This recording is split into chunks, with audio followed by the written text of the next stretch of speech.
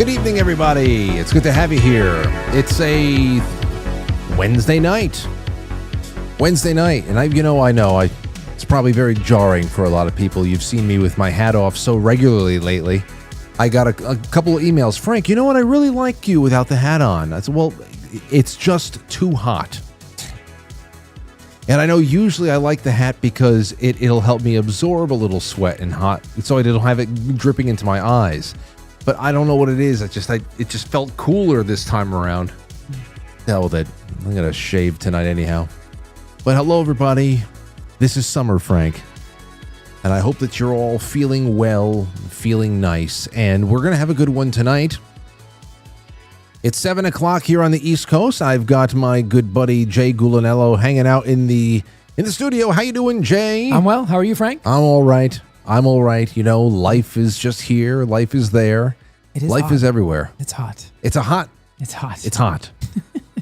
You know, it's funny. You talk about you talk about atoms, and you talk about molecules, and you talk about the behavior of anything that on a molecular or an atomic level, how things speed up and slow down when you apply either heat or cold to something. Mm-hmm. I don't know why things heat up, why things speed up when you heat it, because everything feels like it's stuck in the swamps of sadness right now. Counterintuitive. You know, and it is counterintuitive, especially in the way that the birds quit. On days like this week, forget it, where everything is in the mid to upper 90s. They are the quietest days you'll ever hear, because even the birds are like, I'm out. Energy expenditure, too much. I'm staying in the nest. Don't bother me. Yeah. You know, it's just one of those days. Yeah, my Jeep had a hard time keeping the thing cool, the air conditioner on the way down here. It was struggling. All the air conditioners are just trying to, they're treading water. Like the one, this one right here. Yeah. 2026, one of my things I'm going to be doing is getting a new air conditioner in this room. Oh, that sounds like fun. Yeah.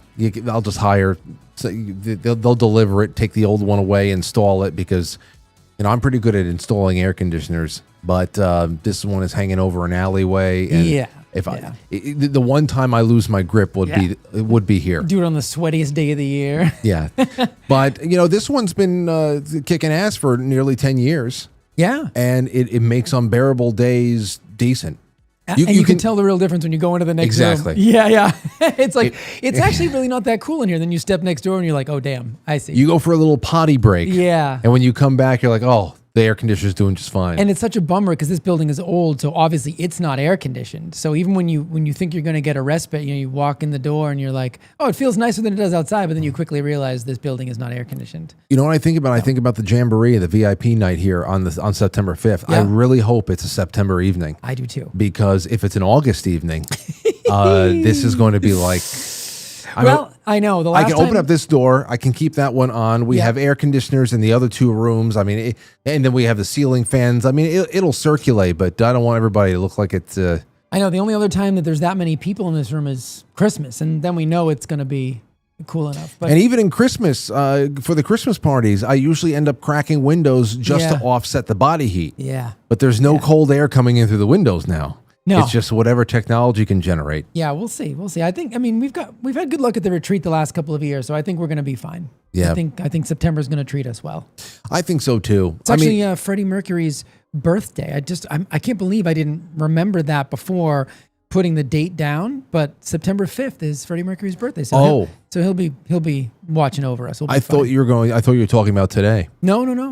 Well, you know, next year if we do another Jamboree, if we do it on the 5th, which would then be a Saturday, perhaps there's some kind of a musical element to it. Well, there should be. Yeah. Yeah. I don't know. By the way, everybody, just to put it out there, this is happening right now. The VIP tickets have expanded. We have added 15 more VIP tickets because they sold out so quick. Wow. So if you wanted to spend the two nights instead of just the main event, you have the night before here at the studio. There's 15 more of it. Actually, no, 14. Somebody bought one last night, even before the announcement was made. They were just clicking. They were refreshing. So someone must have found out. But there are it's It's going to be great. Going to be grand. We're going to take care of you. You're going to eat well. You're going to have a good time.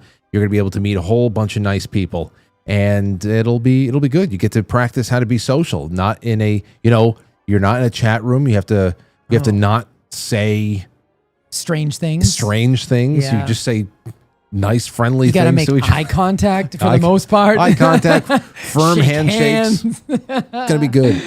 Anyway, tonight we've got a wonderful guest showing up at 7:30. Her name is Chanel, and she is she's got a PhD in chemistry, and she has designed a meal replacement shake. It is a nose to tail animal protein derived meal replacement shake that I think it'd just be so great, especially we can pair it up with all the stuff that's coming out of HHS right now, the announcements that were made from the president and RFK the other day. Speaking of, I got to say this, speaking of Freddie Mercury, it's not Freddie Mercury related, but it's music related. And that was that there was the this funeral procession for Ozzy today overseas for the funeral. Oh, I've been on the road all day, so I have missed everything today. It was either today or I think it might have been yesterday. I don't know. Either way, real sad stuff. And you see Sharon and the kids they're all broken up about it. But to watch them all wake up, grow up and stuff, and it's really interesting to see the whole family doing their thing. And other than that is I have to own up and say I got everything completely wrong about what this was. I assumed it was euthanasia, but I have not seen anything. All the reporting on it has not implied anything like that. No cause of death has been put out there, but it really just seemed like there was a paramedic response. They're trying to revive him, that this was unexpected. Wow. And it obviously was complications due to any number of serious health issues he had. Just based on how he and Sharon had talked about doctor-assisted suicide and their little pacts that they had made like 10 years ago or so, I just thought, well, maybe that's what the show was all about. Doing one last show because you knew you were going to. Yeah, the timing was a little strange. I don't think it was. So that was my first thought. I'm sure other people thought it too, and not even in any kind of a judgy way. I just assumed. But don't you remember that debate raged? Well, we were pretty young, but the Dr. Kevorkian, he was the sort of the first of the euthanasia doctors, or at least the most famous, the one that kind of put it on the map about doctor-assisted death. They used to call him Dr. Death. Yeah. That and then Al Pacino did that whole thing. He played Kevorkian. Did he? Yeah, and it was actually, he did a really good job. Huh. But you know what? Here's the other thing there too. You remember the Terry Schiavo case? Oh yeah, I wouldn't probably have the details right, but I know exactly what you're talking about. Yeah. I remember that. Now, of course, I was not very. We got to talk about this. Maybe I can pull it all up because I think it might go hand in hand with some of the other stuff that we can dip into in the second half of the show. Sure. Because just last week or the week before, RFK came out and made some announcements about from HHS about how there's going to be some sort of a change to the way that organs are procured from donors. And it all comes down to this idea of brain death and everything else there too. I'm telling you, man, I'm going to be perfectly honest with you. This is one of the reasons that I don't want to be an organ donor. I don't trust the medical establishment and everyone's mind goes to that place. Well, what if, would they potentially not, embark on the extreme life-saving measures in a case where, a young person may want those measures because, oh, look, it's an organ donor and it's an otherwise young, healthy person. So, oh, well, those are terrible, terrible thoughts to have. But given everything that we witnessed during COVID, I don't know how you can put anything past a medical establishment that will straight up lie to you about what you're injecting into your body. I don't know how you no longer have the ability to err on the side of, of trust and say, well, they would never do that. I can never say those words again. They would never do that. I don't. You can even zoom out a little bit more, and even when you talk about Planned Parenthood, what we have seen come out of those sting videos from Planned Parenthood, and they always all the lawsuits after the videos come out claim that they were doctored and this and that, and they won some battles, and for any of the investigative journalists that were there in swanky lunch settings where people are swilling wine and talking about the kind of price points there are for freshly harvested body parts from babies. And of course the wagons that are circled around that issue from people who are willing to go to the ends of the earth to swear on anything that they're not people, that this is not living tissue, this is not a human being, anything like that, to be able to distance and disassociate themselves from the responsibility of the butchery. When you think about if they can go to that length to excuse themselves with that practice, what the heck did they? Is there really anything holding you back from taking a kidney from somebody that hasn't had any kind of a? Hasn't the Epoch Times been exposing this very thing going on in China? I mean, I think they've been doing Falun Gong exposés. The Falun Gong. They're very healthy people, so they make the perfect organ donor, involuntary organ donors. So anyway, I mean, there's a whole other thing, but I don't know. It's disturbing. It is, and so I wanted to get way to start off the show. Yeah. Right into the deep end. I mean, there's fun stuff. There's somebody threw a green dildo onto the basketball court last night at a WNBA game, and the best thing is that the I don't know who had the broadcast, but they zoomed in on the dildo lying there. Like the cameraman was like, "This is too good. This is too good." Hold on a second. Wait a second. Watch this. Watch this here. Hold on. Wait. Hold on. Let me turn this off for a second. The court is black. Yeah, I know. It helps.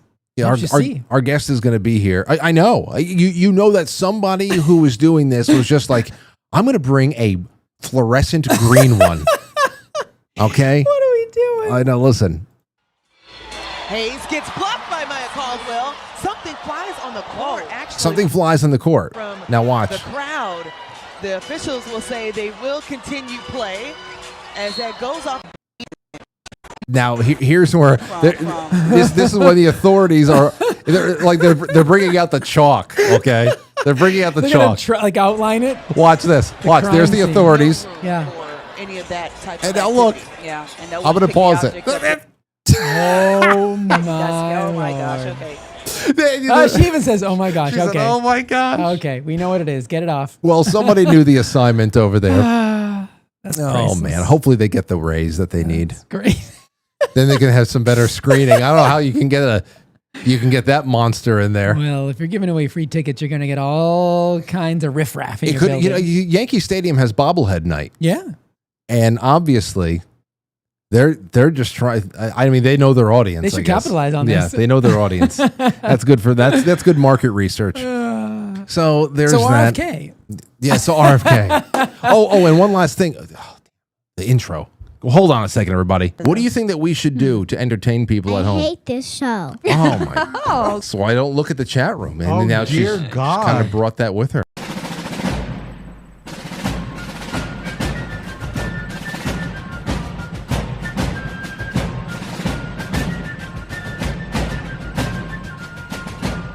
You let one ant stand up to us, then they all might stand up.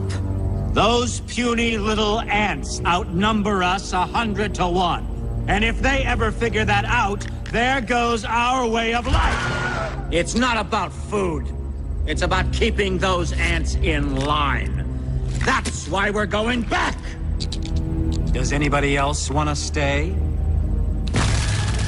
Let's Here's a little bit from today. Let's see here.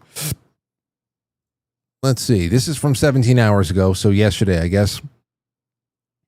Big changes coming to America's broken healthcare system. Are you hearing this, Chanel?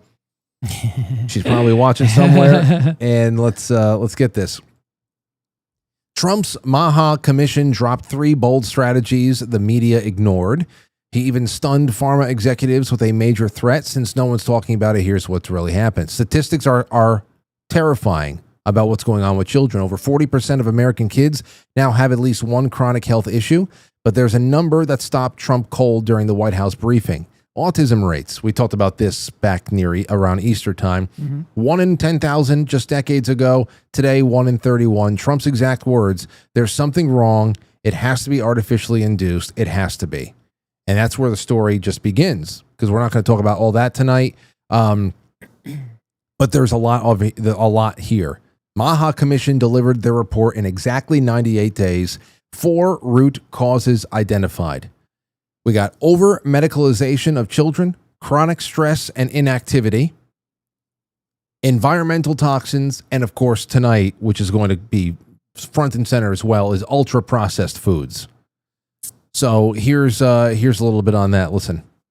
Time ever, this report examines some of the root causes that many believe are making our children sicker and our population sicker, I guess. It just doesn't stop with the children, it's our population also. Such as the ultra-processed foods, over-medicalization and over-prescription and widespread exposure to potentially toxic chemicals.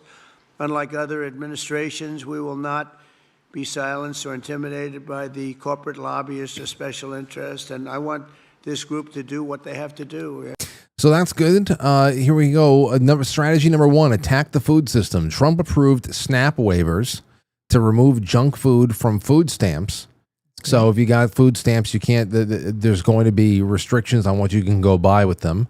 Let's see here. Nebraska signed, Indiana signed, Iowa signed. Agriculture Secretary Brooke Rollins, quote, "This has never happened before under Republican or Democrat administrations." That's true. Yeah, but wait, there's more. The FDA is now phasing out 8 common artificial food dyes, and they're targeting something called GRAS oversight, the system that lets food companies self-regulate their own additives. So crazy. You know what that stands for too, right? What? Generally regarded as safe. Generally regarded among whom? Yeah, I know. Oh exactly. my gosh, I didn't even know that. Yeah. Strategy number 2 is the pharmaceutical shock. On May 12th, Trump signed the most favored nation executive order.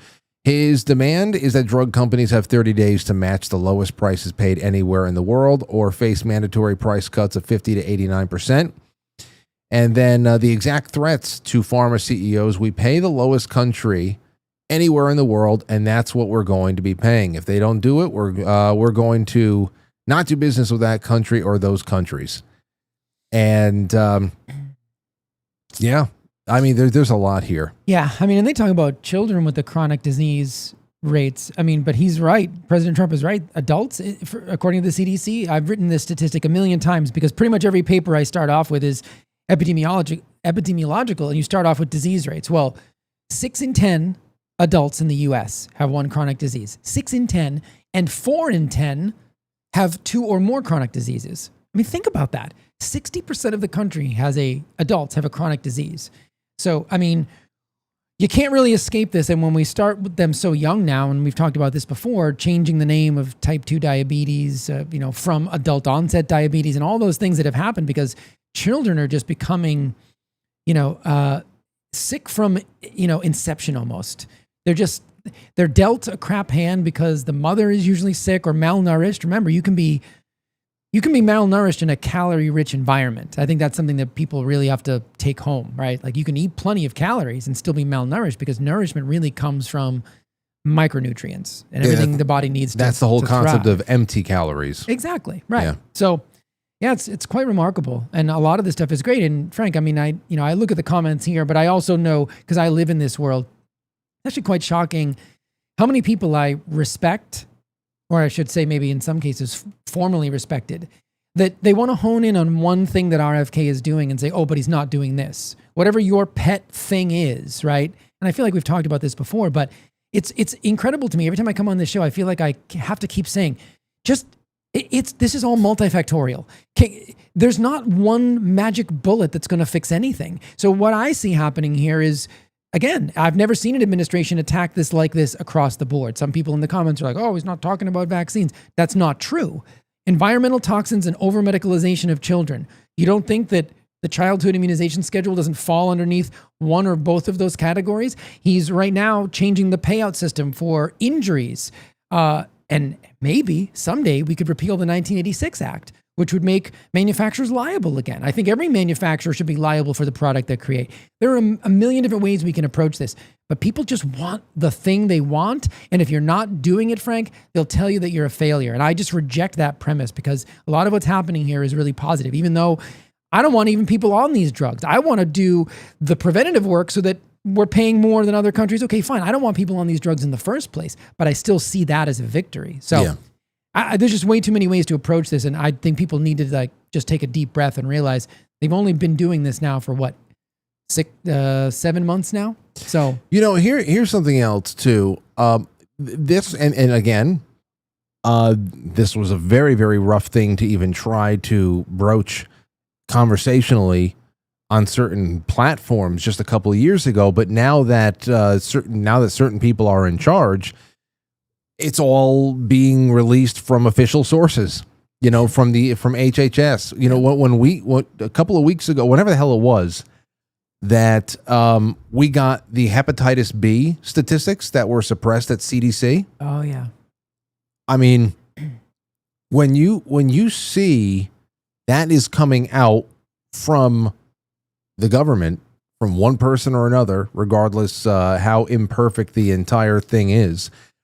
When you see 1,135% increase in some sort of, autism or whatever the hell it was, immediately following this hepatitis B shot that is given to children that are just hours out of the womb, which they don't need.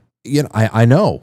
And then I start thinking about state to state, how even a place like this, I think there's only six states in the union that have eliminated religious exemptions for at least whatever a portion of the shot schedule that they don't want, especially when it gets to going to school and stuff like that. It's just, when you see, if our pediatrician or anybody ever, comes back around to see if we've changed our mind on any one thing or another, I'm just like, when you tell us that, hell, you can push certain things back and whatever, but everything is all otherwise generally safe. And then you see that the CDC has sat on really incredible statistics that could only mean one thing. I mean, how much of it is all because of that one thing and not a compounding issue, whatever. But but Frank, they won't even let you look at it, and that's the real problem. And that's what I'm saying. Yeah. And that's just one out of, 60 shots. So if that's the case, that's how information is guarded for even one of them. How are you going to inspire any trust in people who have any brain cells left to rub together? And people may not know this, but this is the sort of, I use this as the final argument. And if people can't grasp this concept, then I don't waste my time with them anymore when it comes to things like vaccines. All I'm asking for is for them to be treated like everything else, rigorously tested, have manufacturers be liable. That will instantaneously increase the quality of the product. I think the idea of vaccination has merit, and that we have just not perfected the art. Why? Because they don't have to. There's no business incentive, monetary incentive for these companies to do so. If we change the way that works, it will. But people don't know this. When 1986, when that Vaccine Act was passed, the threat to Ronald Reagan, this is so interesting, and RFK's talked about this before. They came to him and said, the pharmaceutical companies, they said, well, we're losing money, we're being sued into oblivion, we need protection or we're not going to make vaccines anymore. And Reagan said, why don't you just make the vaccines safer? And they said, we can't. They are unavoidably unsafe. And that phrase actually made its way into a Supreme Court decision. I don't think people actually recognize that. And maybe during the break, I'll see if I can pull up the actual Supreme Court decision, but your audience can look it up. The actual quote was, it was unavoidably unsafe. Unavoidably unsafe. That's the quote. That's what the pharmaceutical company said, and that was referenced in a Supreme Court decision. It's crazy because you know how legalese is, and there's always somebody out there looking to torture the human, especially the English language, to be able to make something not as bad of an admission. Right. You would think that they would pick different ways of describing this. Like maybe it's hard for us to guarantee anything or what, but unavoidably, what do you say? Unavoidably unsafe. And that's from the defense? I had I'll have to see if I can find it. I had the actual Supreme Court decision in front of me at some point. I don't have it right now, but I'll find it. Okay. Well, then anyway. we'll do that after the fact then, because I want to bring in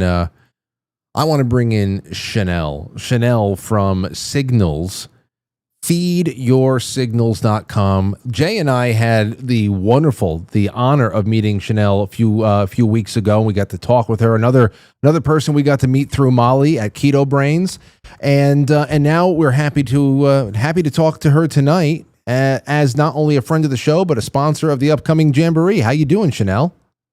Hey, I'm great, thanks. How are you? Oh, we're doing good. You know, we're talking about a little bit of the news over here, and of course, it has a lot to do with the general health of the nation, especially children, and the statistics don't look very good. And out of the four main tenets of what the current administration wants to change, one of the things there is to not only take a look at what is being added to food, additives and all that other stuff, but also just the ultra processing of everything. And I guess adding color is a part of the processing of what is usually available on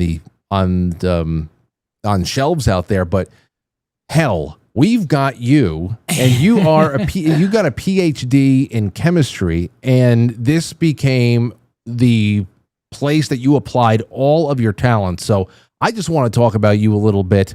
Where did you study, and was health and nutrition always the driver for what you wanted to get completed in school? Really, really good question. Okay, so I spent quite a lot of time in school. I was very, very obsessed with science. I did an undergrad, master's, PhD, and 2 postdocs. Wow. But actually, a lot of that was, I was doing very hard, like pure science, like chemistry, physics, all applied in biological systems. I was always interested in biology being the application of learning how all the molecules work and all that kind of stuff. My screen is only showing me. Yeah, I know. You're getting a little bit. That's so weird to talk to myself. Okay. All right. Fine. We're back. It's tripping me out a little bit. Okay. Sorry. Not only am I in this like non-vibey, like padded locker. My bad. Well, I will keep us up on. It's like all me. We're all together now. Amazing. Okay, that feels much better. This is why I don't do videos. I'm like, I can't just like talk to myself. Anyway, yeah, so I did all that, but alongside that, I was very obsessed with health and nutrition personally, and this started as a child. So I started off really, really well. I was, I'll tell you my story on that. I ended up being really influenced by all of this bad advice out there, and that's something that really bothers me. And when I hear the stats about the kids and everything, I mean, it makes me want to cry. And I have kids, and there's so many things that are happening to people, and it's not their fault. And the environment and the advice is just so bad, and it really has to change. So I'm really passionate about that. And that passion did start when I was a kid, and I started off, doing very well. I had, one of those health fanatic dads that, and I was born in the 80s. So there were a lot of things were kind of new back then. And he told me, like, from the time I could read, he taught me how to read labels. He told me the things that they add to food, or they started adding to food. Back then we called it vegetable oils. He's like, you don't eat vegetable oils. You can't eat any of these oils. Like, if my stepmom brought home a pie that had like, Crisco in it or something, it would go straight into the trash. So I mean, if he's already looking out for that in the 80s, he would have been considered a real fringe lunatic. Oh yeah, totally. Because right now it's hip to be in on this and to be reading the food labels and avoiding this, but to have already been there in the 80s, that's pretty good. I know. Bless his heart. He was always, he is, he's still alive. He is always like 20, 30 years ahead of all of these things. And, one of those people where, he talks about it and people are like, okay, what are you talking about? But they would have had no idea. They would have had no idea what he was talking about back then. They probably had no idea what he meant, no idea what he was talking. I mean, you were really going against what was considered cutting edge science back then too. The polyunsaturated fat thing was really just starting to wow. Oh, that was another thing he taught me too. Well, he said, don't eat anything low fat, and low fat was really starting around then. Like margarine came out, maybe it came out in the 50s, but things were picking up because people were eating more and more processed foods, right? Yeah. Oh, there's nothing more depressing than low fat. I remember all throughout the 90s when we were growing up, we were kids and our grandparents, we would always raid everybody's refrigerators. We were terrors when it came to other people's food. So no matter whose house we went to, we'd go raid it. And, there's nothing worse than for a child to go and grab a cup of what you think was going to be those. Breyers had some good yogurt back in the day, and then you take the first scoop of it and you realize, what the hell is this? And then you look at it, you say like fat free, and then the worst. Going to grab, you think that you just hit the jackpot and you found a box of Twinkies, and then you see fat free Twinkies or something like that. It was. As if that was the problem with the Twinkie. I know. It's just like, exactly. What a curse. Yeah, I remember that very well. That was huge in the mid 90s. Everybody was trying to go fat free.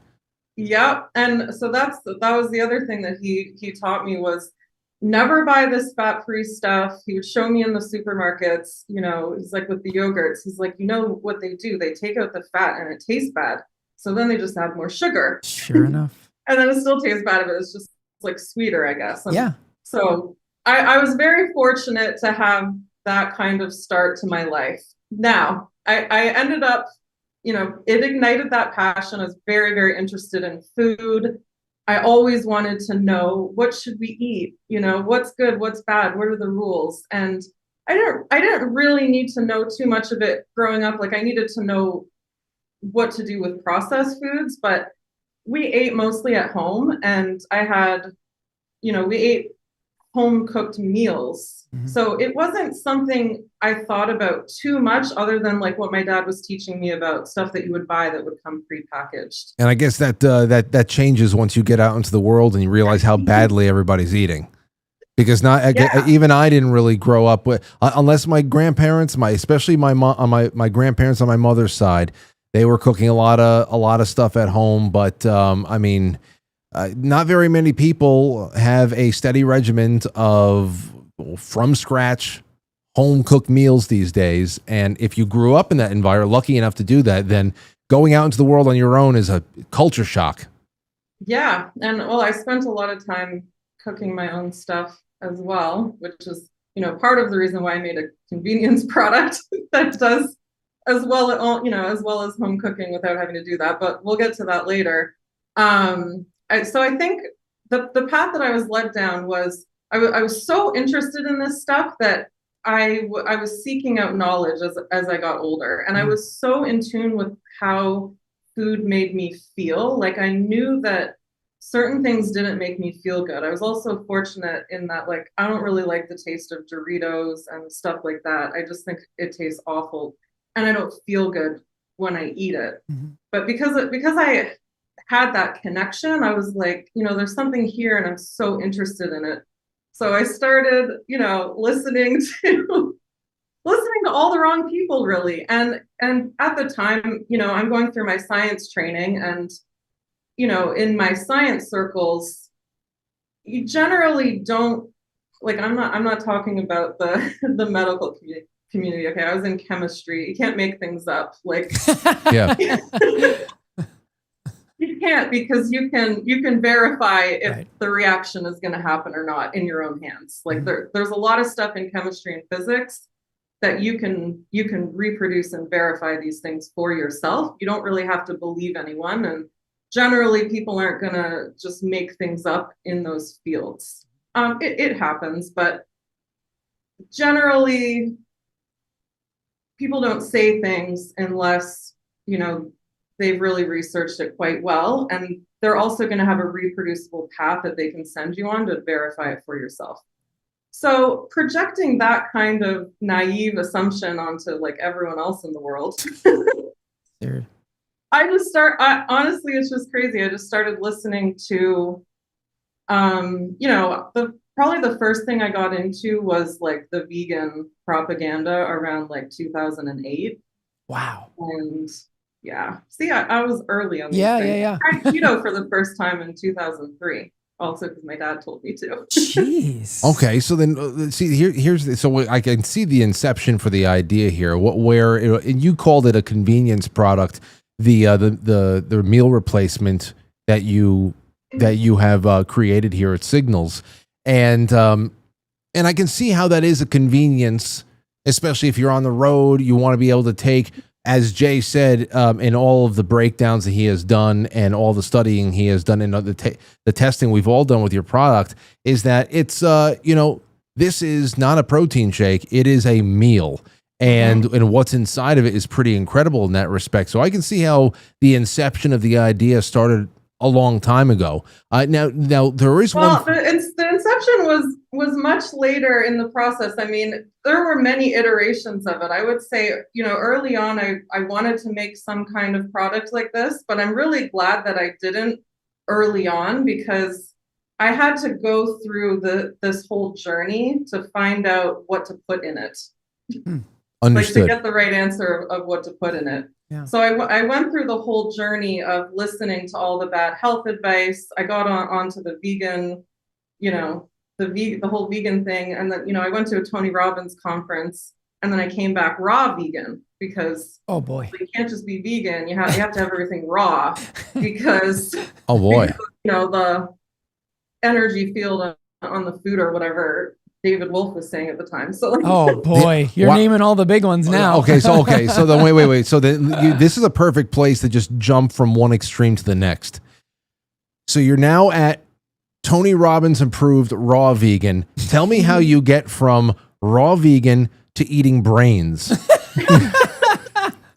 She's not a zombie, Frank. No, I know, but I'm just talking about, you know, especially when you talk about organ meat blends. I know that we can get into hearts and kidneys and pancreas, and there's brains and all. I mean, it can go anywhere with that. But from raw, when you're talking about animal derived nutrition, I mean, that is literally the opposite pole. It is. And so just talk about that jump, because I want to start tying ancestral diets into this. Yeah.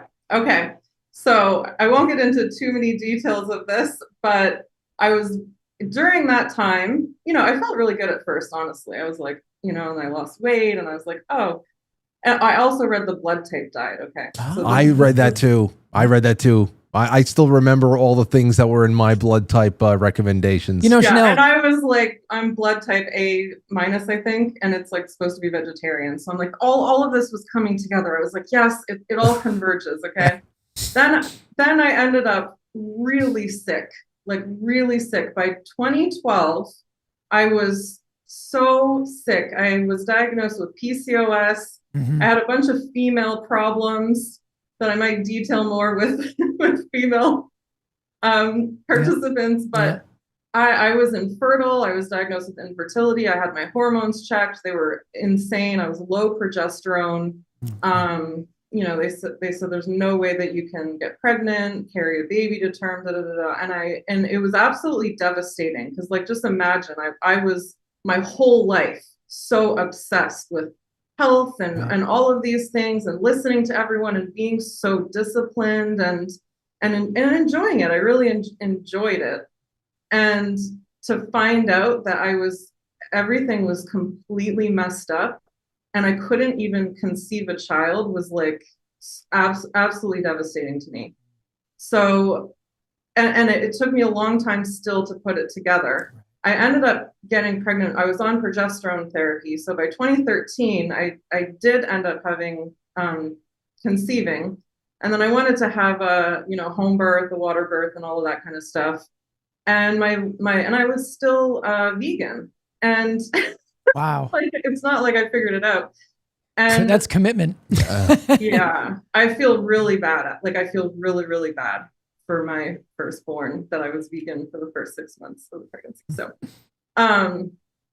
my midwife was taking my iron levels, and she was like, "Your iron is so low. Yeah, you cannot have a home birth, because if you have any sort of thing happen, you're gonna lose your blood. You're just gonna die. yeah. You'll need a blood transfusion." And I just couldn't believe it. So I went on prescription iron pills. I went every week to get my blood taken. I took the prescription pills. My levels wouldn't go up. I went to Whole Foods and I got a blood builder that was plant-based, but it was like a blood builder. Yeah. They call it, it's called blood builder, and it was how can you go wrong? Clinically proven. I took that. Nothing. And, week by week, it just kept going, and it wasn't changing. And I was like, what am I going to do? So I finally went to Wendy's and I sat down and I had a burger.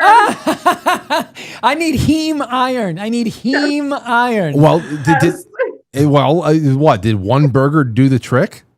Well, then I continued for the rest of my pregnancy. This is where the blood type diet book comes in. Because, the stupid thing I told myself at the time, this is how ridiculous I was, okay? And why I have so much sympathy for people that are just so confused out there on food. And I ended up super confused myself, even though I'm like obsessed with it and studying it all the time.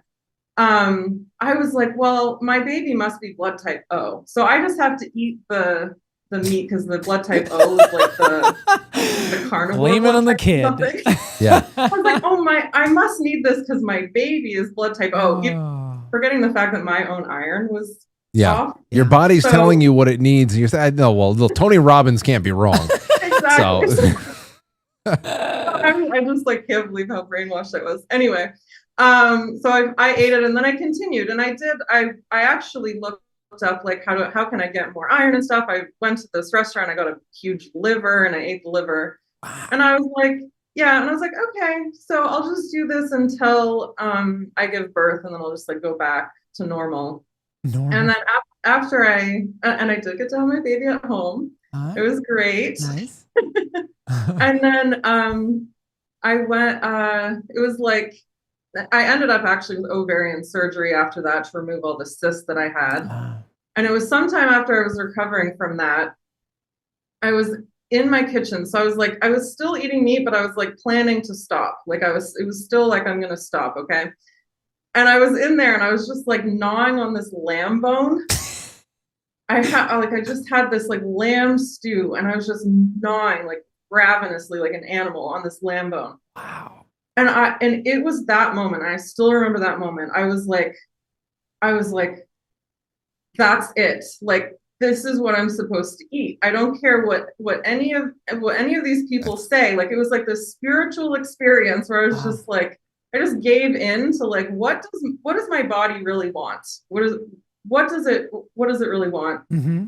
And from that day, I was I'm gonna eat meat. I'm just gonna continue. Now, Chanel, at this point, how much school have you already gone through at this point? That was during my PhD. So you already have, you fully understand the difference between heme iron and non-heme iron and and bioavailability. Yeah. And so that really is just so key for people to understand that I don't even want to use the word brainwashing. I'm just saying that you had the chemical, the biochemical understanding more than most people will ever have. But the social aspect of the pushing of nutrition outweighed you knowing the right. That's incredible. I just think that's so powerful because when you're at home feeling like you're giving into social pressure. I mean, this is a woman who she understands this stuff probably better than I do, and it still wasn't enough. So the social aspect of this is incredibly important. I just wanted to see where that fit in on the timeline. Sorry to interrupt. Yeah. That was around. It was within 3 years of having Yeah, I think it was around 2017, maybe 2016, something around there. And I was like, okay, this is who I am. And also I was doing like health and fitness coaching at the same time. I also worked in a health food store. I was like very like, well, Chanel, you know what you're, because you and Jay and myself, we all spoke together a few weeks back to talk about your product, your work,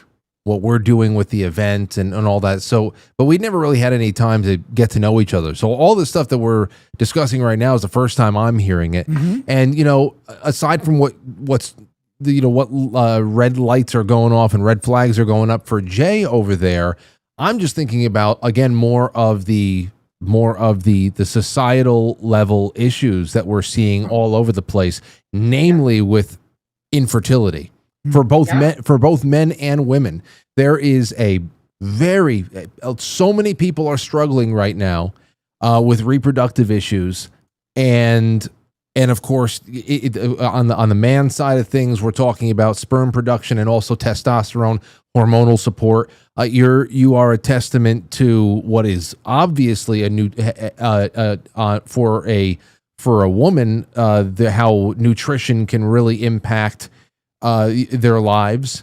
And I mean, that's the thing that's hitting me first and foremost about this, and just knowing how especially the Western civilization is having such a hard time just biologically having children. I know that we have cultural issues going on right now too, but biologically people are having a hard time. So that's what's hitting me first and foremost. Yeah, they're really having a hard time. There's a lot of food confusion, and there's a lot of bad advice, and there's a lot of bad food, and all of these things like affect us biologically so significantly. I mean, there are so many people that are infertile, and I kind of share my story about how like stupid I was, because it's like like even someone with knowledge can just be like so susceptible to all of these things. In fact, you know, a lot of my academic friends are very much like, you know, like when I told them I was making like a meat shake, they're like, you can't do that. You can't make a meat shake. Yeah, and I want to get into that in a second. Bless their hearts. Let's start with ancestral diets, because this is a big part of the way that you market your products, and at least the mindset there, how to be able. Now, when I hear somebody bring up ancestral diets, for me and a lot of people out there without context, it means a lot of different things. For example, I naturally think of my ancestors in Italy. I think of linguine and clam sauce.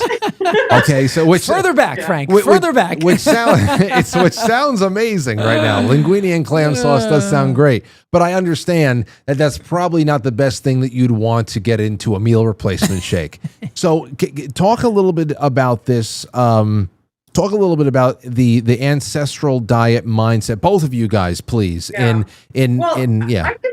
I can put this also into the context of the story, because this is kind of the next phase of where I ended up. I figured out for me that I needed to be eating meat, and after I, you know, really committed to reintroducing it into my diet, like all of my health issues went away, and I felt so much better. You know, acne cleared up, anxiety went away. All of these health problems that I had that I didn't really realize were related to my diet. Even though, remember, I started off knowing how much food affected how I felt. Right. It's like I ended up in this place where I forgot that connection. And then it was when I just started listening to my body again. And I just stopped listening to everyone else. And at that point, there was so much food confusion out there that I wanted to share what I had learned, but I had learned it only for me. Like, right. I was like, this is my answer. And by 2019, I actually closed down my coaching business, because I was like, I found the answer for me, but I don't know how I can advise anyone what to eat anymore ever again, because like, I really thought like, I'm not coming back to this field until I find something profound that's going to make all of this make sense. Right? It only made sense for me, and I still couldn't explain it to anyone. And anytime I tried to find the rules, like find the new rules, right? What are the new rules? There was always something opposing that. And there's always, this diet or that diet. And is it based on ideology? Is it based on this research, that research? And a lot of stuff is based on what not to eat. And no one really formulates what to eat. Right? Everything's like, don't eat this, don't eat that. And that's the thing with ultra processed foods. Like, it's great if they start removing certain things, but there's a lot more to fix in that regard, because you have to still figure out what to put in there. Sorry, my 11-year-old daughter doesn't know how to call once and then mom's busy. And Chanel, how many children do you have now? So I have 2 and 2 stepsons. That in itself is just it's so incredible, just to go from to have somebody give you a diagnosis of your infertility and you're not going to be able to conceive, to not having that be the case. And of course, there's a little bit of you were talking about some progesterone or something up front, but it's a clear that your body needed a reset. And I just wonder how many people out there who are trying everything are really trying to push all the right buttons nutritionally first, because there's just so much more. I know that that science and pharma, for as much as we can criticize it, has really come a long way to support people in critical situations. But the body just so super intelligent with this stuff, and just a little bit of a nudge. That's what you guys are talking about right now, really. Yeah. So let me make a point on that, and that's the next part of the story, is that the body is intelligent. So I figured all this stuff out for myself, and I started listening to my own body, but I was like, I can't give other people advice based on my own body, right? So I actually shut down my business, my coaching business, and by this time I was finishing up my first postdoc at Princeton. And then I started another one, and I was working in biotech. I actually ended up conceiving naturally very quickly. Like the moment it was decided, it was that month. And by this point, this is like, I don't know, I think I was 37 or something. So I was considered geriatric, but I got pregnant like that. Yeah, so. I know. We learned that 36, you're geriatric. That's in that terms. Okay, so here's where we're really going, because obviously there's a disconnect that we have when it comes to ancestral diets and what our body, from our more primal days.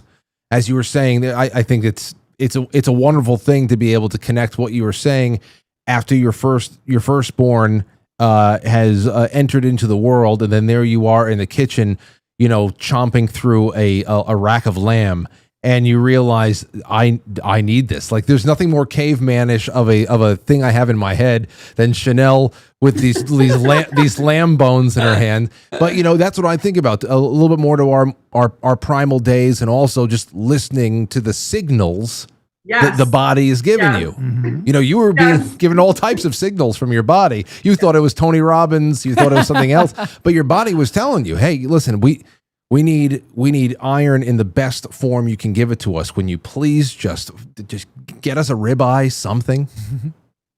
Exactly. So let me tell you about the signals and how this all finally came together, because this is now this was the turning point, the moment. So after I closed everything down, I still had these questions turning in the back of my mind. So I was working at a biotech company, but in my spare time, I was constantly obsessed with, how do I answer this question? What should we eat? Because that's the big question. It's the question everyone's asking, what should we eat?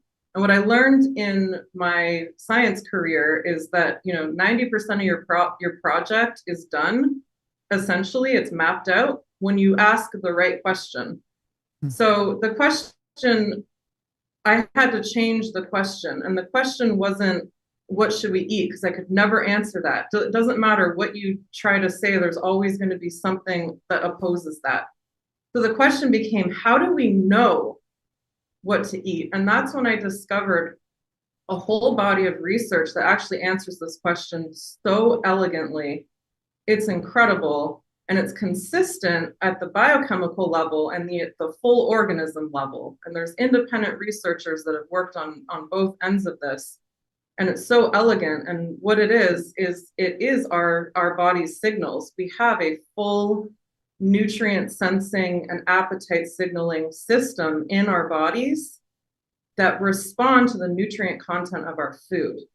So there are specialized cells in our intestine that have the receptors that bind specifically to different nutrients and respond to the levels of those nutrients. And when you hit threshold levels of these certain nutrients, and it can be macronutrients and micronutrients, your body generates signals that get literally sent to your brain to be detected, that turn off your appetite and turn off your foraging behavior. So when you say like the caveman and all of this, it's like, that's what I was doing in my kitchen. I was like foraging. And then when you eat what you're supposed to eat, you should feel a deep sense of satisfaction, and you should be full. And the way that you can measure, you can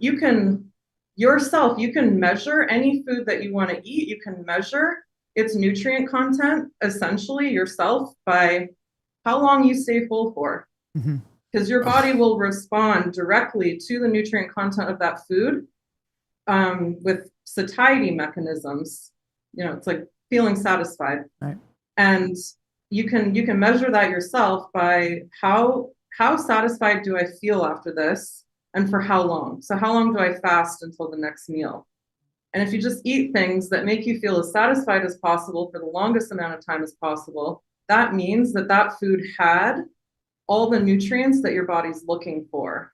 Why? Because those signals don't get sent to your brain until your body gets what it's looking for. And that's a big problem that's probably the biggest problem with the ultra processed foods, is it just doesn't contain the stuff that our body's looking for. So people talk about it like food security, like, oh, this is inexpensive to make, and we have to feed everyone. We're not feeding everyone. Nope. That's not what our cells are looking for. That's a farce. It's a total farce. It's not real, and it's not biologically matched. And even if a company doesn't make their food addictive, like we all know they make food addictive. We all know this kind of stuff. We all know about the bad additives. But even if they don't do that, if it's not nutrient dense and high in protein, it's not going to satisfy our appetites, and our body, we continue to seek out food until we hit those threshold levels, until we get enough of what we're looking for. All right, Chanel, because you could have been one of my professors, clearly. Let me ask you this question. So I've never come across this, but I want to ask you. We know that the body will upregulate, like to your point, it will upregulate and downregulate nutrient absorption mechanisms and receptors also based on a threshold level. So have you ever come across, I know that I'm being a little glib here, but have you ever come across calorie sensors in the human body? No. And that is the answer, my friends, which is why when you reduce... I love that question. Thank you so much. There aren't any, there could be some like pathways maybe through leptin, but yes, really our body does not stop eating when we get enough calories. See, and you know what, even from, like I said, from a layman's standpoint, because you guys are... I'm on the outside looking in with some of this stuff. But one of the things I wanted to ask, of course, is zeroing in on that. The disconnect that we have from these ancestral diets from our more primal days versus what we what we people here, the average civilian is getting with the food pyramid and the standard 2,000 calorie a day diet. Mm-hmm. That's just you get your 2,000 calories a day. That a lot of people, that is a standard. Yeah. And of course, here you guys are talking that is actually anti-human. There's nothing that's nothing. And there's so many directions we could go with this, but that's something that I often make that argument that it's a nutrient, and whether you're talking macro or micro, because there's the protein leverage theory that says we should, we eat until we get enough protein, and obviously protein has the highest thermic effect, meaning that to break down protein, it requires the most amount of energy out of all the macronutrients. So there's a theory that we eat until we satisfy that, so there are a variety of theories, but I've never seen any research on strictly calorie sensors, because calorie is just a measure of heat, essentially. Yeah. And the body doesn't operate that way. People like to throw around the thermodynamics, the first law of thermodynamics, but I often will say, well, the body's not a closed system, so that law really doesn't apply to the first, You should just read anything from Schrodinger from like 1920s. Yeah? Huh.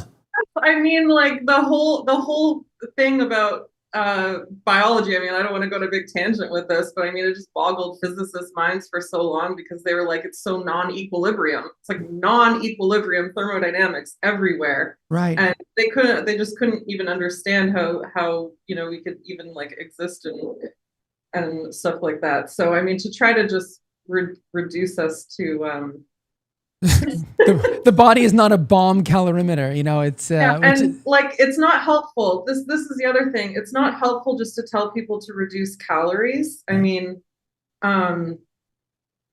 because how do you reduce calories? You reduce calories by eating nutrient dense foods that you will naturally eat. So protein leverage is one aspect of this, right? So there's also nutrient leverage. So the scientists that discovered protein leverage, and if anyone, I have the book right here. If anyone wants a really accessible read, these are the scientists from University of Sydney, Robbenheimer and Simpson. Eat like the animals. Eat like the animals. That is cool. I've not read that. This is the most accessible, sensible nutrition book ever. Now, it turned out to be a bit more complicated than what they had in here, but they really changed. I mean, no one just let things eat and just eat. Everything's like controlled in nutrition, right? So they'll be like, oh, we're going to do an isocaloric study or this kind of thing. They just let, if we have a minute, I can tell you about their grasshopper experiment, which is just crazy. Grasshopper experiment? Yeah. Yeah, do that, because I have a question from the audience that's really interesting. And yeah. I mean, and this is like where the protein leverage came from, but they're ecologists. They were studying locusts, and they were studying their feeding patterns, and they gave them a variety of slurries so they eat carbs and protein primarily, okay? So it's a simple system. We only have to worry about 2 macronutrients for the locusts. And they gave them a range of, so they divided them into groups, okay? In one group, they give them a slurry with, 80% fat, 20% carbs, and then 70-30, all the way down the spectrum. And then they divided them up. They gave them the fixed slurry. So they're getting a slurry with a fixed proportion of protein and carbs. And they let them just eat until they were done. They could just eat freely until they were done. They can just self-regulate themselves, because guess what animals are doing out in nature? They're not weighing their food. Yeah. Ad libitum. Yeah. Right? So they let them just eat continuously. And when they charted the data of how much they ate, interestingly, they all seem to want to eat the same amount of protein. Okay. So if they were in the high protein, like the super high protein camp, like proportionate, right? So if it's like 90% protein slurry, they didn't really have to eat a whole lot. In fact, they overate. They ended up overeating protein because they did actually want some more calories. So there was some, I guess, some caloric needs in there. Yeah. So they had to go a little bit over, but for the rest of them, they just ate however many calories were necessary to hit the protein level that their biology is looking for, and it all just. So they would end up eating probably a hell of a lot more, because they had to eat so much more to get to that protein threshold. Yes. So imagine, like the 10% protein slurry, for example, like way down at that end. They're eating tons of calories. They will just keep going. They just keep going. And that's today, that's some fat ass I mean, locusts. They ended up obese. They actually ended up obese grasshoppers. and Yeah, today, right, yeah. right, Chanel, right? Today, one of the things that's being pushed on is that where if you look in the mainstream media, oh, you're overeating protein. You don't need as much protein as you think you do, right? And meanwhile, we're in the middle of an obesity epidemic. Maybe we're actually undereating protein, guys. Maybe you guys actually have it wrong. Well, interestingly, I think the protein consumption has probably stayed the same because people are just going to keep eating till they get it. But Exactly. the food is lower in protein, so they end up overeating calories in order to get there. Yes. Okay, so listen, I have something. That's how animals eat. I want to ask you guys a question that came from the audience that's more so about humans and regarding this concept of sequential eating.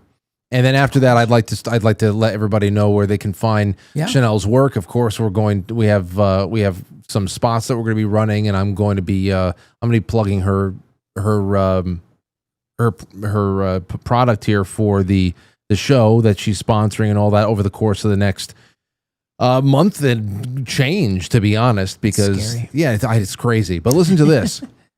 Hello, Frank. If this question lends itself to the conversation, would you please ask Jay and Chanel their opinion regarding sequential eating?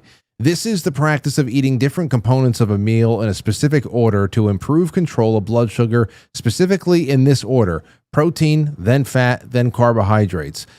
Being a food mixer while eating a meal, I'm curious if they believe there are benefits to sequential eating and what those benefits might be. Thank you so much, Jenny.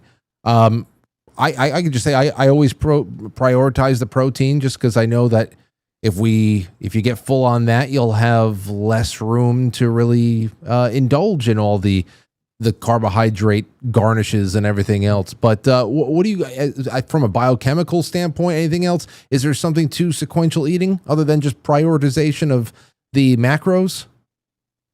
What do you think, Chanel? So I mean, from a blood sugar standpoint, they usually say this so that the protein and fat hits your gut first, and it's going to slow the absorption of the incoming carbohydrates, right? Like if you eat them first, especially refined carbohydrates, and you have nothing to slow the absorption of that, then you're going to get a blood sugar spike. So I would say there's definitely benefit to doing it in the right order. Honestly, I think if you're going to combine them all, it's probably fine. But Jay, do you have any thoughts? No, I had the only thought I ever have with things like that, again, because the question is really wise because people talk about this kind of stuff a lot. I've never seen any real robust research on it other than from the blood sugar angle. So that is exactly the angle that I was going to approach it. The only thing I'm wondering about, and this may be for another time because this could get really nerdy really quickly, but I don't know how familiar you are, Chanel, with the Randall cycle and the sort of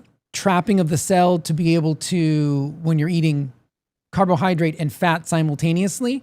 Now, there's some people that really push the Randall cycle as one of the main reasons that we struggle today, because in nature will usually does not package sugar, carbohydrate with fat. It's usually not like that. If you had a high fat food like an avocado or coconut, it's very, very low in carbohydrate. And if it's high in sugar or carbohydrate, it's usually very low in fat. Those two things don't usually travel together in nature. We put them together. Except for in milk. That's true. That's true. But that's when you're growing. And you're trying to grow, right? Growing rapidly. Exactly. Very anabolic. So, but I guess that may be another topic for another day. But I haven't seen a lot of research on that other than the fact that, the fats in the protein would help blunt the blood sugar response and potentially trigger satiety faster, which, could help you in the, in the overall. I love that you brought up the combo of fat and carbs. And I've been trying to find out, I think we all know, those two together, especially in the absence of protein. Like, I think if you bring the protein in, the situation's going to get a lot better. Yes. You know what I mean? Like I do that all the time, steak, mashed potatoes. But just the two of them together, at least from the nutrient sensing, by the way, the signals are things that people have heard of, like GLP-1. Right. Side note on that, right? Right. Like GLP-1 is supposed to be, released in your body naturally as a response to getting the right food. It's a measure of your food quality. That's really what it is. Bypassing that, is a therapeutic strategy, but the primary source of stimulating GLP-1 is through nutrition. Yep. Anyway, but what's interesting is the carbs and fat combo, like, just kill the satiety response. Like, all of these signals just flatline, which is very, very interesting. Yeah. So that's been measured. There's like a paper in like 2012 on that. You just want to keep going. Do you know if that has anything? Sorry, Frank. I'm sorry. Do you know if that has anything to do with the Randall cycle specifically, or is it some other mechanism? I don't know. So I'm going to have to look into that, because that could. Is that why it takes you'll gorge on Chinese food and then you're hungry again in an hour? That could be a lot of things. MSG. That could be a lot of things, but yes. Yeah. There's got to be some. That's like a stereotype with that food, but it's well, and what Chanel's talking about specifically is like when you really remove protein from that equation, you're losing you're losing the food with the macronutrient with the highest thermic effect and the most satiety per calorie. So that really changes the equation, fats and carbohydrates together alone. Well, and what's interesting is the carbohydrates and the fats in isolation, they did stimulate the satiety hormones. Oh, interesting. Yep. Hey, both of them, carbs and fat. You just said something there. Right. I want something there I wanted to ask you about before we start wrapping up, because of course, you've spent a lot of time in school, a lot of time in laboratories. I did. I know. I mean, you guys, it's incredible. I'm a mere mortal among giants over here. But I'm thinking about all that stuff, all that work, all that studying that has, of course, found its way into the Signals meal replacement shake that we have the link in the description. And I know you created a 15% off for everybody. Ooh. That was quite frankly, all one word is the code. I'll make sure that's in the description as well. But the big thing here is when I look at all of the ingredients, and whether it's your shake or anybody else's, the one thing I always think about is you use the word isolation. How the process of isolating elements to then be, chemically isolating things so they can be brought down to a powder form to create a shake, and having things not separate and all that's like, whether it be protein or fat or like I thought about the Dorito before. I saw somebody on YouTube at some point over the last 20 years, I don't know what the hell it was. They were into chemistry and they actually chemically broke down one Dorito chip into different compounds and I'm just like, what the hell am I looking at here? They're, burning off one in one beaker, going to another one. Were you doing all that stuff? That sounds like a fun science project. Yeah, it does. Oh yeah. I can do that. So how long were you doing all that stuff for this shake, and how long? No. So I mean, this is a powdered shake. So I wanted to make it, it's not real food in the sense that it's like, a steak on your plate and some vegetables or something like that. But I wanted to make it as close to that as possible. A lot of the ingredients are strictly just powdered versions of the whole food. Mm-hmm. So the organs are you just take the whole organ, you just freeze dry it, and you just grind it down into a powder. It's just the whole food. Wow. Okay. Very cool. So this is the, I mean, when you say this is a whole food supplement, I've heard that a lot over the years. This is exactly what you're talking about. It is the whole entire thing that has been freeze-dried, dehydrated, brought down to a powdered state, and then from there, though, how do you make sure that it all jives together? Is there any? This question is, I'm glad you asked, because it's all I've been focusing on recently, and I'm also sad you asked because it's a source of a lot of trauma in my life right now. This has been, I'll just be honest, like, this has been such a difficult product to make. I can't even explain it. Like it's really funny. Someone like commented on one of the ads. I shouldn't read most of this stuff, but like, they were like, well, it's a nice blend and all, but it's not life shattering or something. And I was like, first of all, I spent 4 years researching to like make the formulation, and the past whole year, I'm just figuring out how to make sure it doesn't go bad.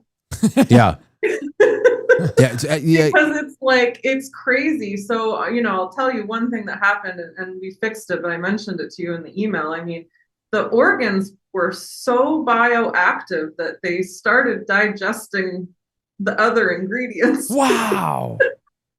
Wow. That is crazy. How does that even look when everything's already powdered down? Is it starts congealing or something? What? No, it still stays in a powder form, but the taste changes in that scenario. So it's still fine to drink, but you know, I couldn't have it tasting bad for everyone. So we ended up throwing out like a huge batch of product. That's interesting. Like 2,000 kilograms of product. I decided not to sell because it's too bad you didn't plan out some sort of a concept for a YouTube channel or an Instagram channel in just all the laboratory experiments, how things change. I think people would find that kind of a process to bring this kind of a product to people most fascinating because of what's involved and the level of care and how it I still think that'd be great going forward. I don't know. Yeah, I mean, I tried to share kind of stuff in like Instagram stories live as things were happening. The sad thing is, like, during this whole meltdown, I was thinking that I'm like, you know, it'd be really great to document all of this. But I was in such like I was melting down emergency situation that I was like, I had to go off of social media and like really focus 24/7 on like fixing everything, getting orders out to people. I had to like stop. My manufacturer stopped production. You know, a funny thing they said to me, they're like, you know, they're really great. Like, they're super happy to be working with me. They love the formula. But when this happened, they were like, you know, they're like, this kind of stuff normally doesn't happen to us. Like, we usually, like, everything's usually like pharmaceutical ingredients, or like everything's like, you know, synthetic or whatever. So they don't get like, this doesn't happen, like these surprise reactions. But when you put like a whole bunch of bioactive freeze-dried organs, that, you know, the enzyme activity in those organs is still retained. So cool. You know, cool. And I'm glad you came on tonight, Chanel, because it's one thing that you have become a friend of the show and a sponsor of the upcoming Jamboree, but to be able to meet the minds behind all these interesting projects that are going on around us in a marketplace that is really starting to redefine itself when it comes to education and food and everything else. Such a fascinating story. I know that we probably only clipped the tip of this one, so I'd love to talk to you again one day just to talk about just the goings on in laboratories and the most interesting things you've learned along the way, just in studying so much, and especially if you have any kind of, I can't imagine, like, I look at the news from my point of view. And I have things that I already say, oh, bullshit that, bullshit this, bullshit that. And I have my opinions on things that are going on in the world. I wonder, I want more people like you who have very specialized backgrounds and training.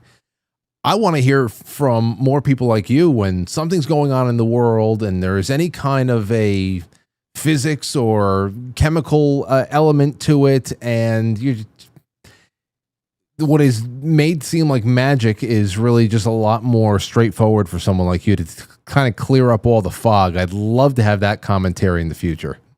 Oh, thank you so much. Well, I can't say I can answer every single question. I mean, like, scientists generally don't know everything, but they know how to find out things. Yeah. Hopefully. Well, anyway, that's what I want to show everybody. Feedyoursignals.com. Check out Chanel's work. Hopefully we'll have her back on the show sometime over the next month or so.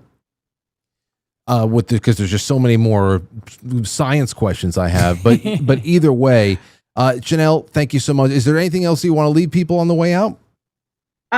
Well, I'll just mention, because I guess I didn't get to it, but real quick, the formulation strategy for the product came out of the discovery of, first my personal discovery of listening to my own signals to guide my diet, and then finding out about our nutrient sensing system and the signals that we get from that. And the research that I ended up doing was really just making a list of everything that needs to go in. It was actually just a hypothesis. It was an idea. I was like, okay, this is how our bodies work. This is how biology works. I'm going to try this. So we made the formula to kind of check off all the boxes of what our intestinal cells are looking to detect and be happy about finding. And we just put all of it in there and then sent out 1,000 samples to see, how do people respond to this, and sent out a survey, and everyone came back and said they felt so satisfied. Well, let's see. And I was like, and it was crazy, and it worked. And we get that feedback constantly. I mean, people say, it's, we have to kind of give people a warning sometimes, because they're like, I forgot about eating for 7 hours. I'm like, that's amazing. And like, practically, that's what I want for people in the world. And that's what I want food to do, because food has a job. The job of food is to nourish you and satiate you and satisfy you for a long period of time. We don't need to be eating every 2 hours. That's the job of food. And if food is not doing that job, it's not food. Yeah. So Signals was an experiment to be like, this has to do the job of food. It does. And I want, the bigger vision is that I want all food companies to create food that does the job of food. And you're going to know that it does the job of food, because it's not going to make you want to eat more. It's going to make you full and satisfied, so that you're done eating. You can go do something else with your time. Yeah. I hope maybe one day, with everything we see coming out of HHS right now, maybe one day food stamps could be used for something like Signals. Because I know that right now there's a lot of moving and shaking to make certain categories of just straight up junk food not eligible to be purchased with any kind of government subsidies or anything like that. That would be so great if, for everybody talking about really caring about the poor, they actually put some whole foods as a priority for children and adults alike. But I'm so happy that you're on the front lines of that, Chanel, and it was great talking to you tonight. Thank you for everything, and we'll be in touch. I really appreciate your support over the next couple of months. There's a lot of things going on over here that we're doing for the first time, and it's a little bewildering for us, but having partners like you has been a real treat. So thank you. Amazing. Thanks so much for having me. I'll see you guys later. All right. Take care. See you later. There goes Chanel. What a wonderful talk. That was a lot of fun. Yeah, man. That was a lot of fun. I didn't know any of that stuff either. Well, that was tonight when I was thinking about that ancestral diets. I was most excited to talk to her about that, and the science background and her personal journey, especially the infertility thing. Yeah. Man, oh man. I mean, that's been coming up a lot lately. And of course it's multifactorial, but I always tell people, and I'm sure Chanel would say the same thing. I mean, nutrition is probably the largest input into the body. And so it can either do the right things or it can do the wrong things, right? I've detailed here before about glyphosate and how that can directly impact fertility. So, but that goes hand in hand with the food, because it's not like you're not going out into the garage and sucking on a gallon of Roundup, but if you're buying a bunch of garbage processed foods, there's a whole lot of Roundup in there. Yeah. So you're getting it whether you know it or not. And people who say, well, it's the dose. Okay, I always say, well, then what's the dose you're getting? You have no idea. That stuff is sprayed indiscriminately. But that's just one aspect of infertility. Then you look at the fact that the idea of the body, which is infinitely smarter than us, our consciousness has done a lot of great things and built a lot of things, but the innate intelligence of the body, like she was saying, all these receptors and nutrient sensors that that know how to keep us healthy by shutting off signals to the brain saying, hey, you don't need any more food. You've got everything you need. Like, that's incredible. Yeah. Right. We couldn't possibly try and duplicate that in some artificial way. It's just too many years of the body figuring it out. But, you know, you think, well, the body is understanding that, well, we don't have the nutrients on board. We don't have the things that we need to build life. We don't have what we need. And until we get that, this is what I talk to people all the time about this. And I try to really drive the point home that this is not a failure on the part of your body. The body is protecting you from something and you have no idea. You have no idea. I talk about this is another one of those things where you look out into what we would call nature, even though we're part of nature. Mm-hmm. You look out into the innate intelligence of it all, of just how an ecosystem works in a forest somewhere. And then you look at the ecosystem of the body and what is going on without us even knowing it. And it's really, I don't know, man. There are people out there who think that the universe just erupted from nothing into something, and it's all just by chance. And if we are, you know, at least the panspermia people out there believe that there's a cosmic gardener or something. Even people who believe that the Anunnaki have engineered us are onto something better than just thinking that this is all by chance, that our body can be designed this intelligently. And Frank, everything that, you know, I always remain incredibly humble in this field because, you know, then I go and meet someone like Chanel who has I think she has 2 or 3 times as many degrees, advanced degrees as I have, right? But even between the two of us, what we know is far eclipsed by what we don't know. What we don't know is far eclipsed by what we know. Wait, you know what I'm trying to say. I think you said it right. Okay, maybe I did. We don't know a lot more than we know. I just totally ruined your show. It's nuts. But I mean, and I think that's incredibly important for us to understand it. And so what I do a lot is, you know, I end up in these, I try not to, but I end up in these battles sometimes in the space that I exist in the nutrition, health sciences field. I just had this argument the other day, and it's amazing the people that come out of the woodwork. So everything that this audience just listened to, and we barely scratched the surface of anything that she studied or anything that I studied, right? And some people are probably sitting at home going, this is way too complicated. There are still people out there, and this just happened to me the other day, that want to reduce the human body and everything to just a math equation. It's calories in, calories out, dude. That's what somebody actually said to me the other day on an Instagram post that I tried not to comment on, but it drove me so crazy because it's a very popular PhD in nutrition, which goes to show you that not all PhDs have a damn clue how to think, right? He obviously was able to memorize a bunch of facts and passed his exams and all that stuff, so he's got a PhD. Congratulations. But I am totally unimpressed by his ability to think through problems and have a bigger picture perspective.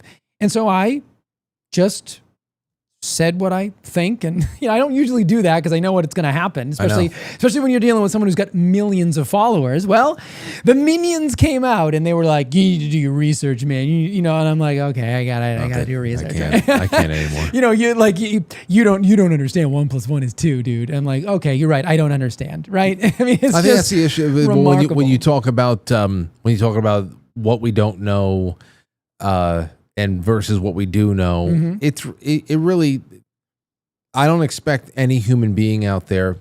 I'm impressed by people who have acquired a lot of knowledge and have been able to apply it with a reasonable amount of reproducible success and wisdom. Yeah, that's the whole. That's the whole thing. It's really just what sets people apart is not who's the ultimate oracle, right, and who is the ultimate know-it-all. It's what sets people apart are their approach to researching and investigating anything. Yeah. Whether it be, you know, a new drug that's coming to market, or whether it be how the Twin Towers fell. You know, that's the only thing that really moves the needle for me. It's a person's approach. And you could just tell somebody who's coming from an orthodoxy standpoint, and they have to it's very dogmatic and everything is already in place. Right. Everything I've been taught, I'm following that same path and there is no veering off that path. What's the one word, if you're audio, I'd be curious in the chat, if I'm not looking at the chat, but maybe you can tell me. There's one word that came to mind the whole time I'm listening to her speak. And it's the word that I, try to live by and how I judge other scientists, because there's one thing that science should never lose. And that's whether you're a doctor, as a clinician, or whether you're a true research scientist, like a PhD, or whether you have a master's degree in science like I do. It is the word to me, as I listen to her, is just unabashed, total 100% curiosity. She was just so curious about, and it's obviously personal because a lot of times curiosity does stem from that. But I can tell you, when I went to school, everybody had a story about their health trials and tribulations when I was at NTA and when I was in grad school. And I didn't have that story. I never really, other than, unless you count the fact that when I made some dietary changes, my total cholesterol went up and my doctor freaked out on me. But that wasn't really I didn't have it wasn't a malady. I didn't consider it. I certainly felt better than I had ever had. But so many people like Chanel or like other people actually have a real health struggle. And that's what brings then that curiosity. But there are some people out there like me who just have a thirst for knowledge and I found a field I loved and I just want to, and it pisses me off every time I go to bed that I know I've spent another day not knowing enough, because I know when I finally leave this earth, I'm never going to be able, there's not enough time to know everything I want to know. And that drives me crazy sometimes because I do want to know it all, because when people come to me and ask for help, I want to be able to help them. But sometimes I don't know. I just don't know. That sounds like, this sounds like the struggle I have every night before I go to bed. It's I don't know what the hell it is lately, but at nighttime the demons come out. I don't know what the hell it is lately. I'll teach you how to tame the demons, dude. Every night it's just it's one struggle after another. Well, I think I just want to have a nice night. In all seriousness, though, I do think that awake. Part of okay, I want to have a nice night while I'm awake. Okay, yeah. It's just say, hey, well, you know what? If your mind drifts off, the later you stay awake, then why don't you just go to sleep? I want to enjoy the night a little bit sometimes. You should definitely. Sometimes I get messages from DMs from you about something we're going to talk about next time, and I'm like, Frank, why the hell are you still up? Because I don't get it till the next day. I don't text you beyond midnight. It's you. Yeah, but that's too late. The 11 o'clock hour is the latest I'll text. That's your witching hour. No, it's okay. It's not like I don't see it. If I'm in bed, I'm in bed. But my point is, I think acceptance goes a long way to taming some of those demons, right?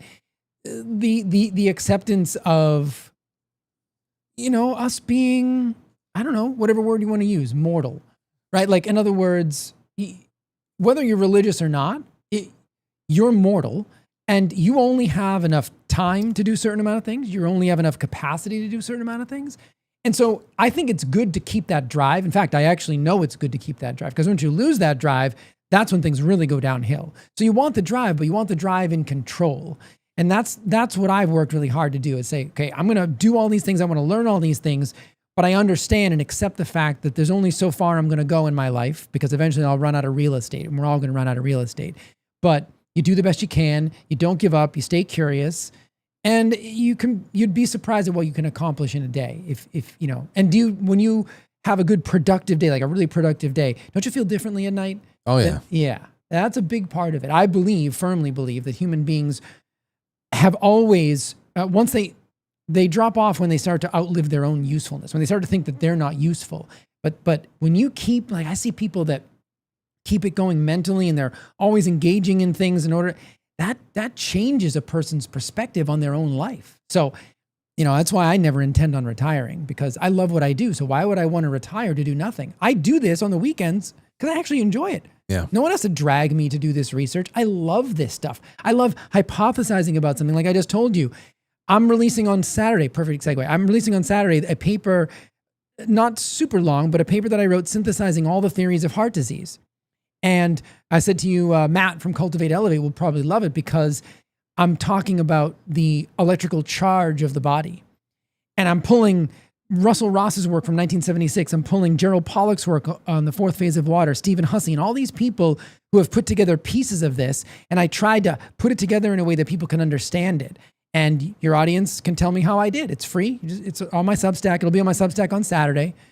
And that stuff brings me joy. I loved putting that piece together, just like I loved writing research papers in school. So you find something you love, and it's the old adage, it's really never a day of work. And I'm sure you understand that because you love what you do here. Yeah. You know? Yeah. So. There are, but then there are days where it is work. Well, you are human again, remember? Yes, exactly. There are, but it is that. Yeah. And but of course you can self-regulate a lot easier because that love is just burning behind. It's keeping the light on. And it keeps you humble too, right? Because if it was always great and it was always easy, you'd start to think, right. But sometimes the hard work, like I need a new challenge at that point. Yeah, when I was in grad school, I remember thinking, man, when I would write a good paper and get a good grade, and even though I spent way too late up at night, that feeling was something. It's like, man, I created this thing from scratch, and it was worth it. It was worth it. It was something I brought into the world that wasn't there before, just like you do every night. It's a lot. Yeah. But you know what? Evolution. And here's what we'll do for the rest of the show. We got 25 minutes, and I want to get this intuition thing out of the way. Okay. And I think it won't be that long. This is just a very interesting piece. And then it goes into the whole idea of organ harvesting and brain death, which I know that we should do that on another night. Yes, we should. Brain death in particular. What the hell that even means. Yeah.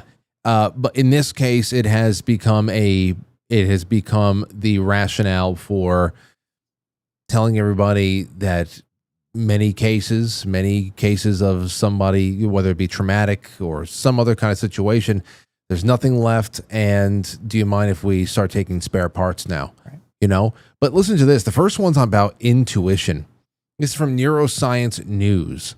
It says a groundbreaking study uncovers how the brain encodes social understanding at two levels: what others intend to express and how we perceive it. So this is really interesting. Yeah. Using fMRI scans of observers rating emotional stories, researchers trained models to predict both the speaker's self-reported feelings and the observer's inferences. These neural signatures were distinct but coexisted in the observer's brain, even when inferences were inaccurate. Interestingly, the intended emotion could still be decoded from brain activity despite misinterpretation. Moreover, the closer these two neural patterns aligned, the more empathically accurate the observer was. The research highlights the brain's hidden capacity for social insight beyond conscious awareness. Huh. That speaks to the innate intelligence of the body, right? Oh, no doubt. Yeah. No doubt. And of course, we're talking about wireless communication technology. Yeah. That is just a part of us. That's why I always say that there's so many things that we can tap into if we had only really, if all of our education had really focused on that instead of being out. And everybody should know the history of the world to one degree or another, basic arithmetic, logic, theology, all that, whatever. But aside from PE, have we ever really? have we ever? Nobody's having a manifestation class. No. Anything like that or whatever. So I thought that was interesting because, of course, that is beyond the brain. That's something that you'd have to say is perhaps exists in the cloud around us. He makes me think of those. I love those people because I find sometimes I watch those videos. The body language analyzers. Yeah. I find those things fascinating because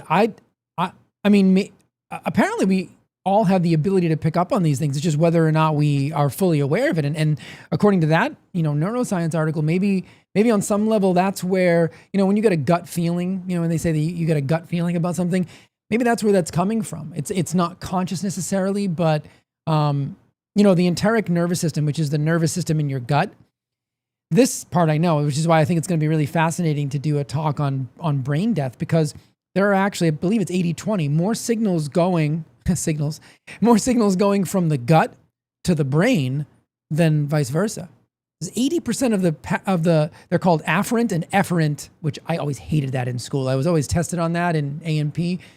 Afferent is after efferent. I could never remember which one was going towards the brain, which one was going away, but there's more signals going to the brain from the gut than from the brain to the gut. Isn't that interesting?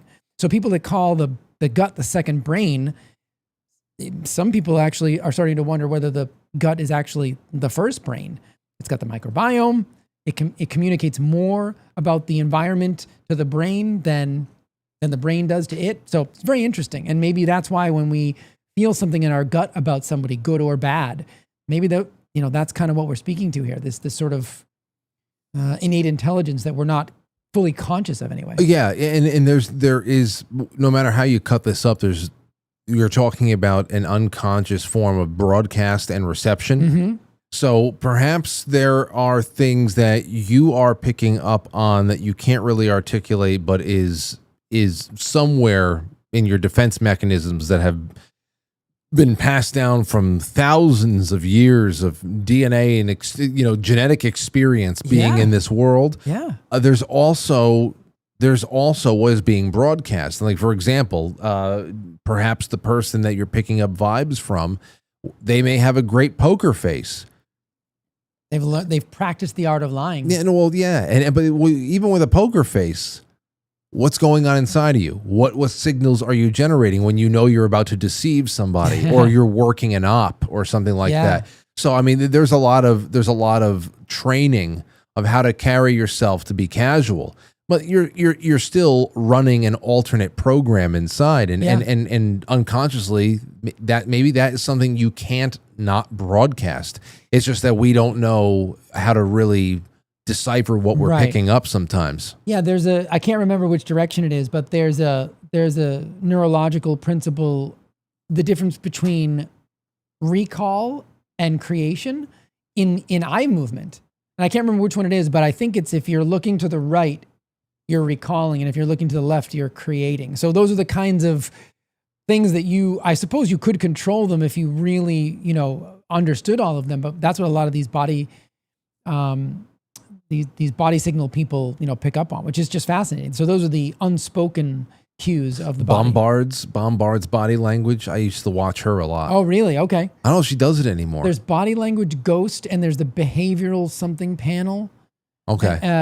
I know them from Robert Barnes because he uses them to pick jury members sometimes. Really? Yeah.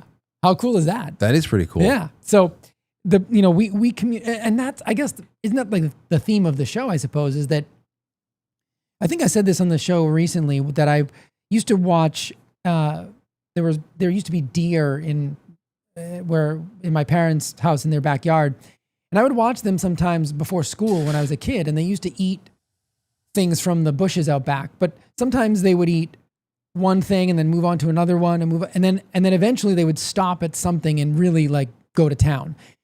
And I never knew what that was. And when I went to NTA, we were studying that there are certain parts of the brain of animals that nutrient sensors knows what they need. And so they're basically, I think it's the rostral parts of the brain connected to the taste buds. And the taste buds can actually tell you, okay, we don't need that. We don't need that. Oh, that's what we need. Is that why dogs eat grass when they have a upset stomach? I believe that is part of it, that there is something that they're trying to get from that. And then there's also dogs that are just stupid. Yeah. But delightfully stupid. Yeah. I mean, I love dogs.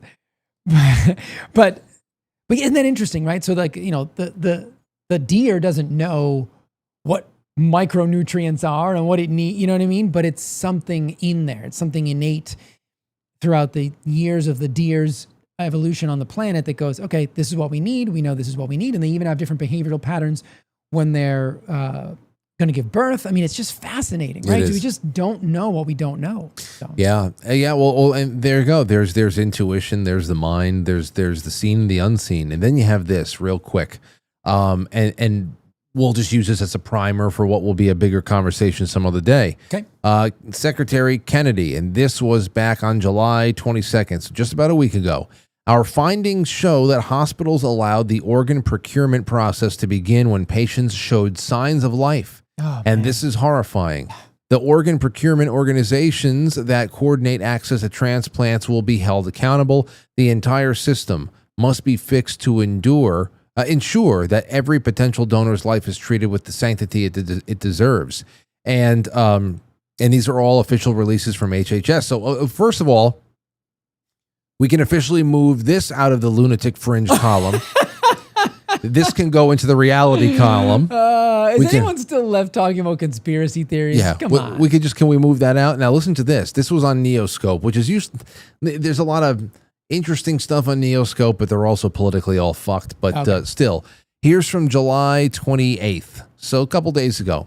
Man wakes up. I guess this is testimony of one of the instances that was covered in whatever HHS has been gathering.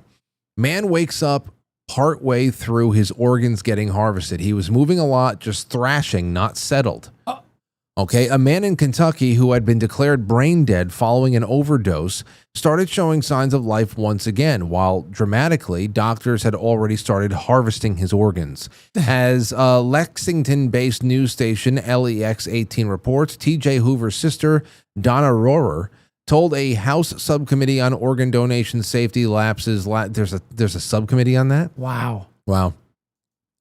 Safety lapses last week that her brother's eyes were open during his honor walk in October of 2021, a ceremonial event put on by hospitals to honor organ donation patients. Almost immediately, as soon as his honor walk started, his eyes were opened and they were tracking, looking around at people that were there, Rohrer told the subcommittee. And they didn't stop? They don't stop. I don't know. So I guess the honor walk is as they're being wheeled down a hallway? I think so, yeah. But his eyes are open. And that makes us 10 times creepier. And tracking. Yeah, I know.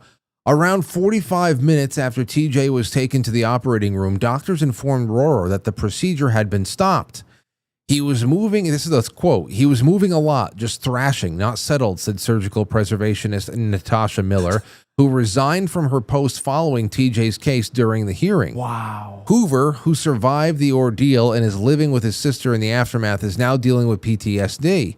The incident suggests, advocates say, that the medical organizations could be jumping the gun to harvest organs from people who, with all apologies to Monty Python, aren't quite dead yet. Good reference. One particularly controversial practice is, quote, donation after circulatory death, end quote, which allows donations to be made from people who aren't brain dead, but whose family has decided to withdraw life support, as CNN reports. The U.S. Department of Health and Human Services announced last week that it would kick off an initiative to reform the country's organ donation system. Our findings show that hospitals, and of course there is RFK's statement there. Hoover's case in particular stands out. Quote, I was really surprised that morning he had been taken to the cardiac cath lab. He was paralyzed and sedated and moved on with the OR, said the surgical preservationist, Nicoletta Martin, during the hearing, as quoted by LEX18. The hospital staff said that they were incredibly alarmed, calling it euthanasia. That's great that the hospital staff said that. The cardiologist said that he didn't know why TJ was given a poor prognosis. He said that it didn't look like he was brain dead. So it goes on. We remain focused on our mission, blah, blah, blah. And, man, I don't even know where to begin. It's scary as hell. Scary as all hell. And especially if you're in a position where you can't, like, if for some reason you can't communicate, but you're conscious. Yeah, you would think eyes tracking and thrashing would be enough to at least, denote to any semi-professional in the room that he's not dead. I mean, is this what happens when you lose all the doctors and nurses in the hospitals that weren't willing to, you know what I mean? Like they weren't willing to take an experimental therapy, and now you're just literally left with the ones that will cut the organs out of a living person because they will do anything they're told. Yeah, man. I don't know. I don't know. Wild. I have to imagine. Wow. I've got to hold out hope that there are people who, if they saw signs of life, that most people in every OR, if they saw signs of life, that something was just marked wrong, would not continue.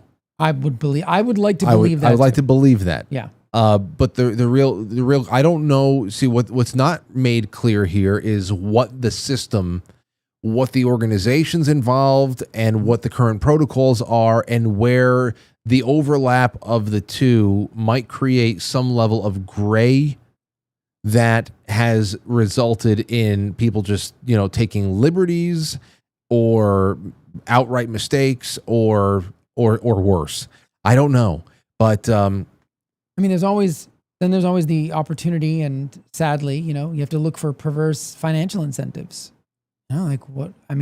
There's clearly money involved here. As I opened up before, when you see what was going on, what was exposed as far as how transactional things were shown to be at Planned Parenthood, if you can be that nonchalant about the most innocent of lives, then what about people who are in precarious situations if they're overdosed or something else, that they came out of a traumatic car accident or whatever, and they have viable organs, but they've lived 40, 50 years, they've had their time, and he was a drug addict anyway, right? All the excuses, seriously, you don't think that this is going through people's minds? No, I agree. Where they're seeing spare parts all over the place that can be, you just don't know. So the real question is, I wonder what about these protocols are going to come back around, and where they're going to be made public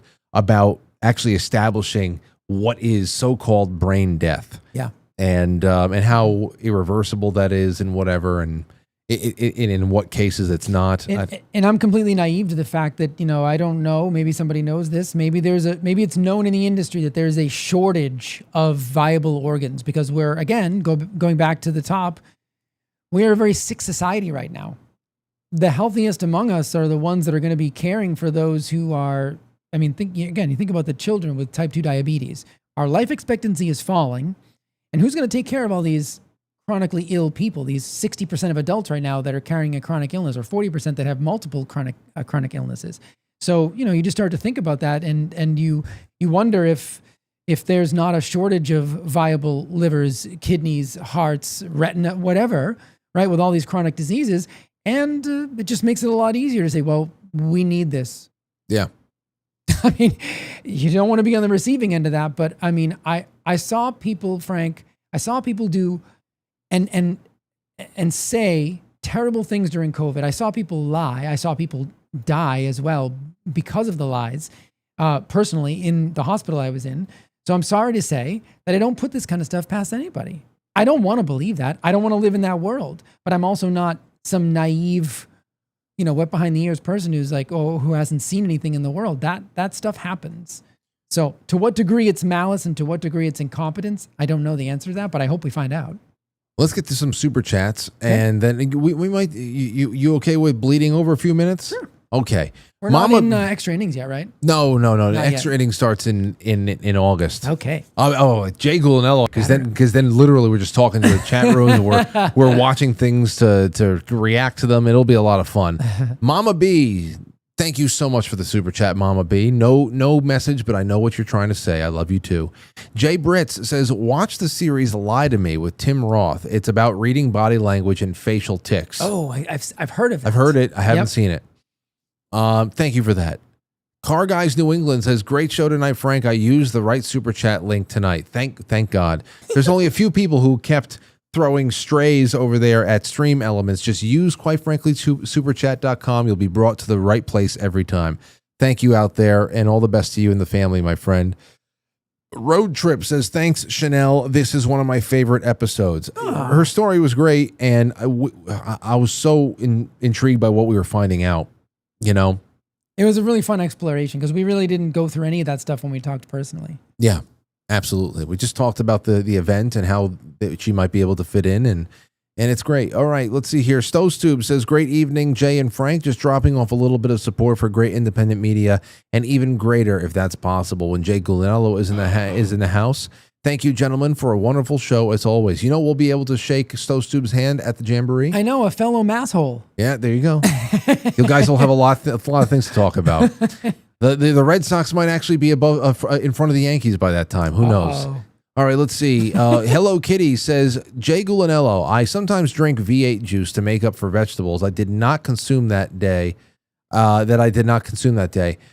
these drinks a waste of money, and do they really give a full serving of vegetables? Yeah. I don't love them. They're fine if you so you have to be careful because some of them now they've added weird things. Can you have a full serving of vegetables if you juice it all down but don't have the pulp? Yeah, I mean, you're not getting all the micronutrients. But what I'll tell you about this is that the whole how much full serving of vegetable you need every day, there's not a lot of science behind that either.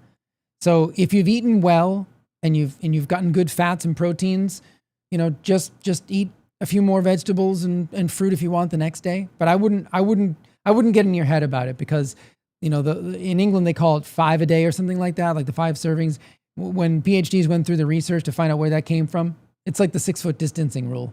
Okay. It's just kind of made up out of thin air. Made it up. Yeah, All right. so don't get in your head about it. Like, don't consume a more processed drink because you think you're making up for it. I'd rather just see you close it out for the day and then start fresh the next day. Yeah, get. You know what? Whenever my mother makes broccoli rabe in the winter time or something, if she's gonna make broccoli rabe and sausage and whatever the hell else, whenever the juices, she'll pour out and at that point there's oil and garlic and all this other stuff in there.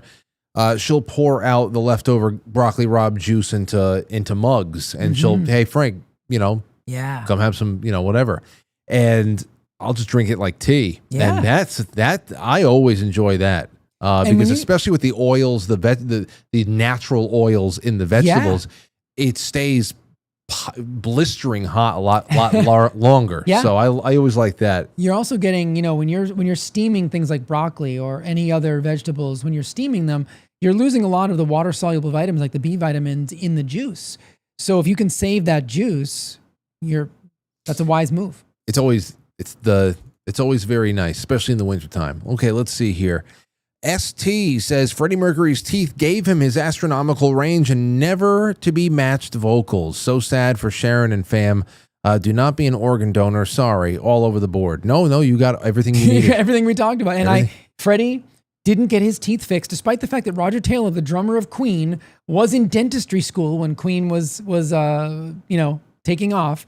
He never got his teeth fixed, though he could have, because he was afraid it was going to change, and it would have. Might not have been his range, because that comes a lot more from the vocal cords and the resonance, but he was concerned about the quality of his voice, because the palate and everything is part of your resonance chamber, and that would have changed the vocal quality, and he didn't want to risk that, especially when your career is built on your voice. That's a true statement. Absolutely. I knew that story. Yep.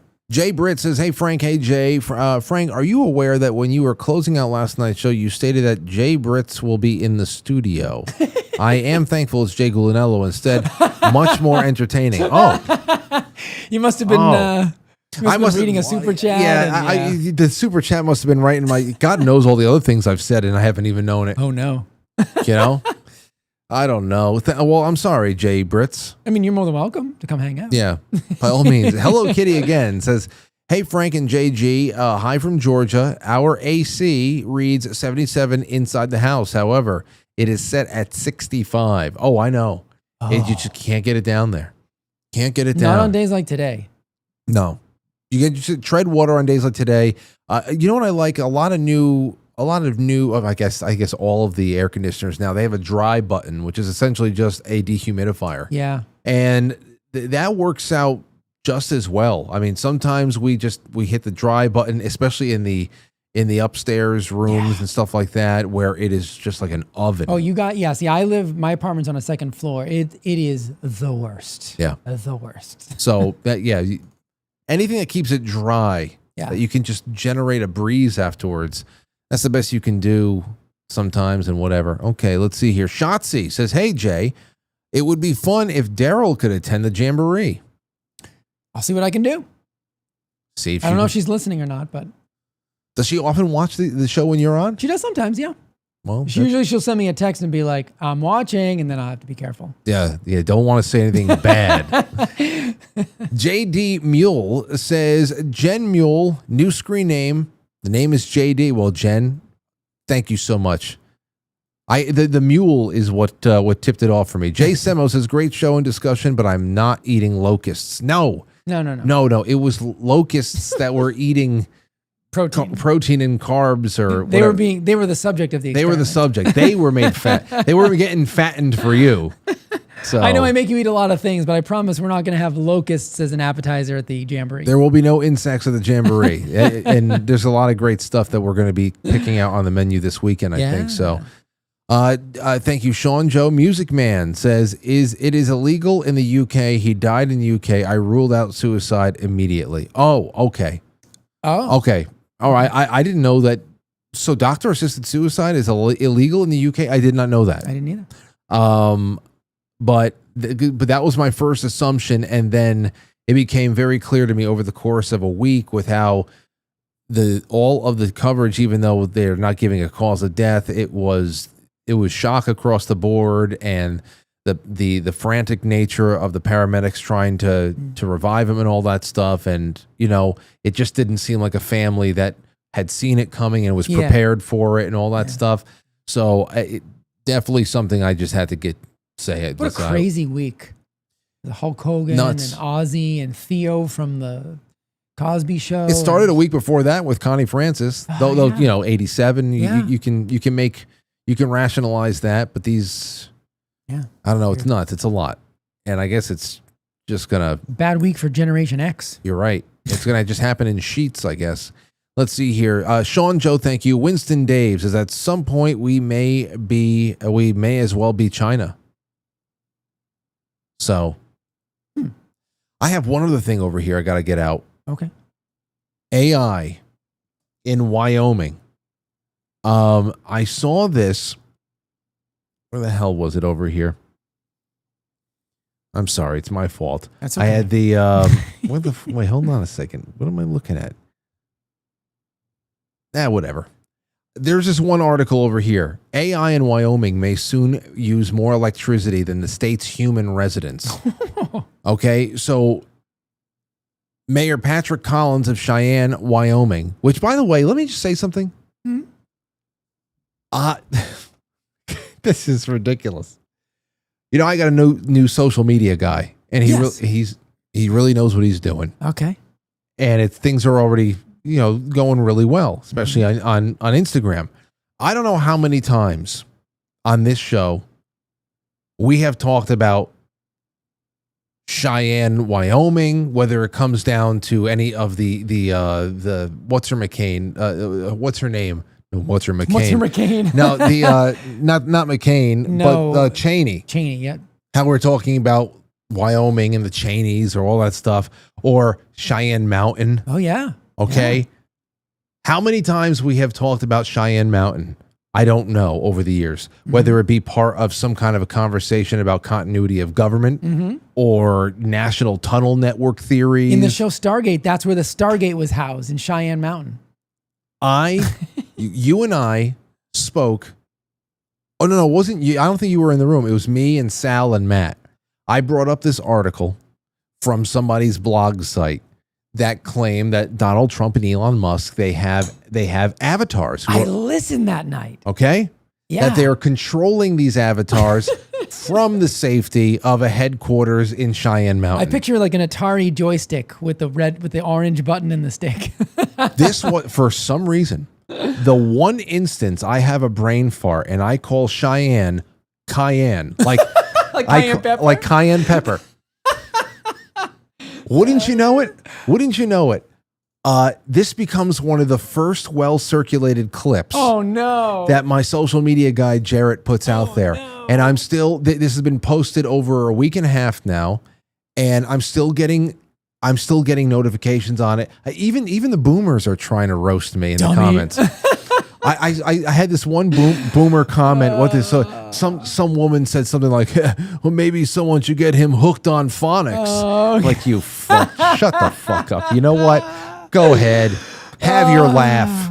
Go ahead, have a fucking laugh. You put yourself out there in social media land, and you do a show 5 days a week and talk as much as you talk and try not to make one mistake that gets immortalized and then commented on. You try that. It's not that easy. Cayenne Mountain. And Cheyenne pepper. Every time I get I'm going to call it Cheyenne pepper from now on. Please. Then put a little Cheyenne pepper in there. At the event, I just want to make sure that you've got plenty of Cheyenne pepper for everybody. My gosh. It's awful. It's awful. Every time I get notifications now on that I don't even read the comments. You know it's going to be. Whatever. As long as people are finding the show that never saw it, good, because there's Hey, you guys want to watch that show where that idiot called it Cayenne Mountain? Girl, come on. It's an idiot. He doesn't even know how to say Let's watch him. He's a moron. Probably doesn't even know what conspiracies are. Oh, God. That's so good. What the hell is this article about? I don't even know. AI using more electricity than humans. Yeah, I know. I know that there was a mayor out there that said that he wanted to turn the entire town to be run by an AI mayor or something like that. But I guess that they're trying to make these big data center proposals out there that would actually demand 5 times the amount of Wyoming's current power usage. And what about the water with that, with those servers to keep those servers cool? I was starting to write a paper on that, but I stopped because I got distracted. It's like nuclear level water cooling. There's some element of water usage, and the reason I went on to it was because, of course, what do people say about eating meat and cattle? Oh, we're wasting all this water on cattle. It's like actually like 94% of the water that cattle consume is called green water, meaning it's rainwater.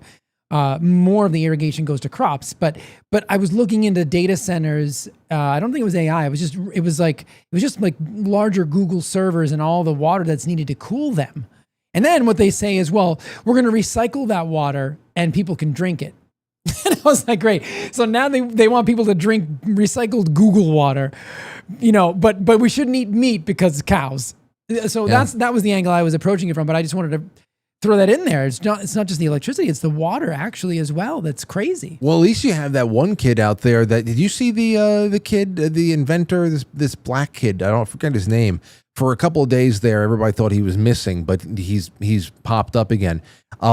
He essentially created a device that boils down waste plastic. Just plastic. Wow. And it boils it down into usable fuel for cars. Uh-oh. That kid's all done. That's why everybody's like, we haven't heard from him. He's exactly. Gone. Well, he's popped up again. I think there's that. Or his clone popped up. Yeah, his avatar. He's being controlled from Cayenne Mountain. I knew it. With the Atari 2600 joystick. I know. They do a lot at Cayenne Mountain. They do a lot. Don't clip this. Oh, you know what? Do it. At this point, we need a part 2. Okay. Just to embrace it. You're going to suck me into those comments. Oh, now he's got another idiot who doesn't know what's called Cheyenne Mountain. Yeah. I know. There's too much. There's too much. Okay, let's see. What else do we have? Joseph777 says, just support for what I look forward to and love. Thank you, Joseph.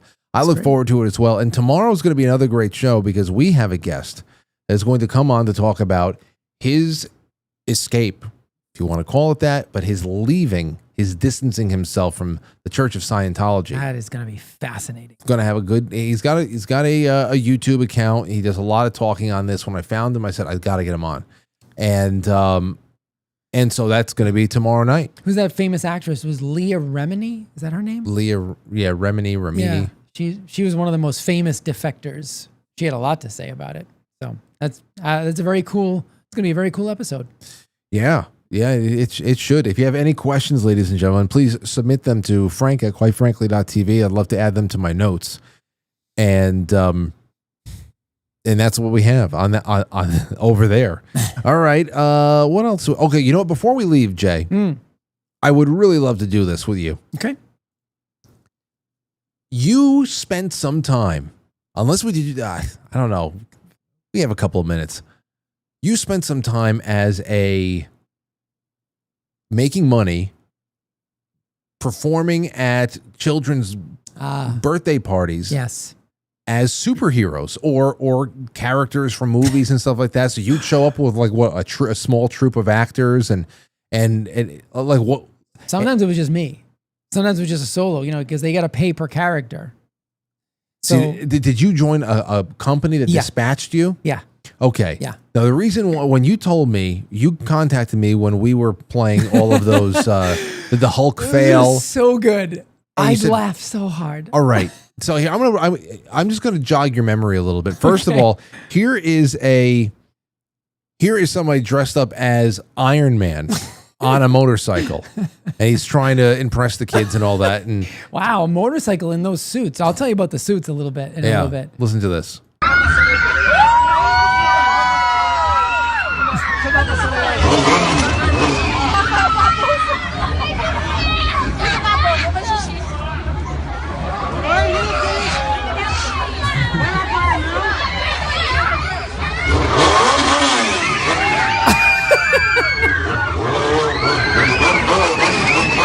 Oh no.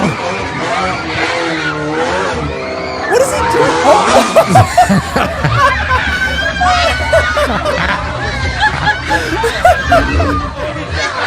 Now the best part about it is seeing Iron Man lumbering back to his feet. Oh my God. You know, it's things like, and I find new ones all the time. Hey, okay, listen. This one, I know that when you messaged me the other night, a couple of weeks ago, it was when me and Mike and me and Matt and Sal were watching some stuff, and it came up where some guy was showing up at a birthday party in a Hulk costume, and he tripped up on his toe and he just went down. It reminded me, I said I had to find this Transformer costume fail. This is one of my favorite ones. Now, this is a big costume. Somebody's in there, they're dressed up as Bumblebee from Transformers. This is one of my favorite. I have watched this dozens of times. And I'm already laughing. I've watched this so many times. You have no clue. Here he is. Unfortunately, I couldn't find a version of this without commentary over it, but just watch this disaster. Looks like Bumblebee had a little too much to drink.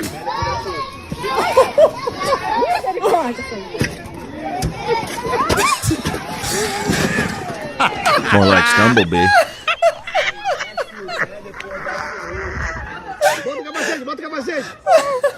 And the fact that everybody's laughing at that point. This is my favorite fall. I've never seen a costume that big before. I don't even know how the hell it works. It's massive. And I don't know. If I was on the inside of the costume, I would be laughing myself until I couldn't move. He's on stilts. I know. I'd be the hell out. Looks like Bumblebee had a little too much to drink. Uh-oh. Look at this woman's like, oh no. More like Stumblebee. I love the people cracking up. I know. And now here's another one I got for you. And then I just want you to comment on whatever comes up for you, because I'm sure you've seen plenty in your day. Here is a Spider-Man. Now, the internet is full of Spider-Men who show up at kids' birthday parties, and they all attempt either wall flips or back flips, so many of them are knocking themselves out cold. I'm talking like serious head injuries. So it's like I don't even want to laugh sometimes. But this one, he doesn't get knocked out cold. It's something else I want to point out. Just watch. That other woman ran away laughing. Now he definitely got his head, his shoulder, his neck, everything off of that wall flip there, and he's completely bewildered. He's discombobulated here, and the fact that he had to go and just park himself in the Spider-Man stance just to be able to get his bearings straight. I mean, I got to give this guy a ton of credit though for pulling this off. Here's the thing. I empathize in this situation. These can be serious head injuries when they go wrong. But I also empathize with the embarrassment, because as he's sitting there right there in his Spider-Man pose, I know he would literally take being anywhere else. Yeah, absolutely. He would take being in one of those Afghanistan caves. Just please get me out of here right now. So, I mean, I don't know what kind of war stories you'd like to share people with, any kind of insight with this line of work. I know that it just... I mean, we could do so much on this, because I did it for a long time, and I did a variety of costumes. The first one I did, so I was 14 when I started doing this. Really? I couldn't even drive yet. Yeah, I was in high school, and a friend introduced me to this woman who the business was called The Great Pretenders. And she made a lot of her own costumes, like paper mache heads, and like one of the first costumes I ever was in was Barney, the purple dinosaur. Yeah. And we had to go, and in some characters you really did have to speak, and so we had to do the voices, and we did the whole thing, and sometimes the parties were at kids' houses, and sometimes one of my favorite screw ups of me was when I was Winnie the Pooh, and I had to do it at a restaurant. And let me just tell you, those costumes are as uncomfortable as you think they are, and more. And the heads are so awkward. And the worst thing that could ever happen to you, obviously, is the head falling off. That is, if that happens, you're done. Because the kids you ruin kids' lives, right? So at all costs, if you ever see one of these people with their hands on their heads, I would find myself very frequently doing that. Because inside was like, it was like, those old, those plastic batting helmets that had the plastic. Yes. That's all it was, holding on your head. And then they were joined to like the larger head to sort of attach it on, and it was just resting on your shoulder. So when I would bend over to talk to like a little 3-year-old and not, scare the shit out of them, very often I would have to kind of like indiscriminately, and discreetly hold my head, because sometimes, they would grab onto you or something. And if they, and I had a couple of kids try to, pull the head off, not being malicious, but just they're the kids and they're excited. So I had to pull his head off. So yeah, I want to give you a hug, and they grab your head, and you're like, okay. And you can only see through these little teeny tiny holes. Okay. So you got no field of vision. You can't be claustrophobic then. No.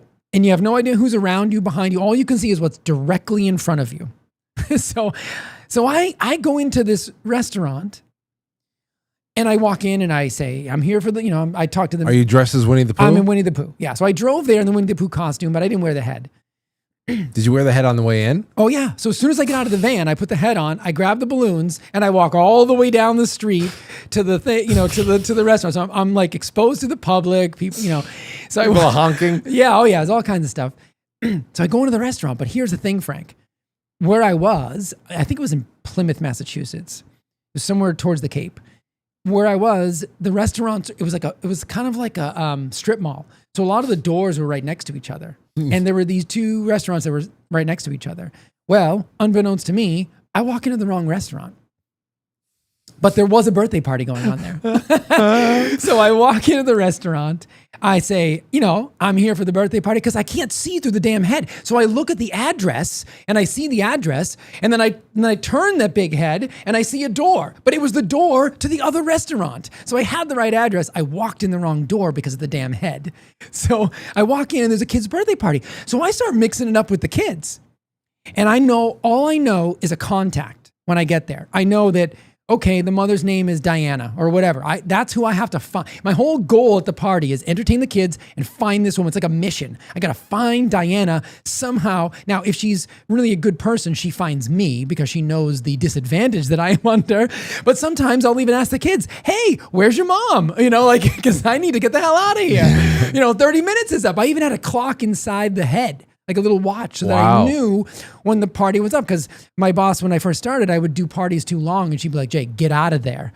You've gone 45 minutes and they only paid for 30. Get out of there, right? But I'm like, the kids are having fun, so whatever. Right. So I go in and I tell the woman, and at some point, this is like 20 minutes into the party. At some point, this mother comes over to me, such a sweet lady, I'll never forget this. And she puts her arm around me and she goes, honey, who paid for you to be here? And I was like, Diana, whatever name I had. Oh no. And she goes, there's no Diana here. And I was like, now I'm like, oh shit. I have no idea what happened. I'm in the right place. I'm in the right place.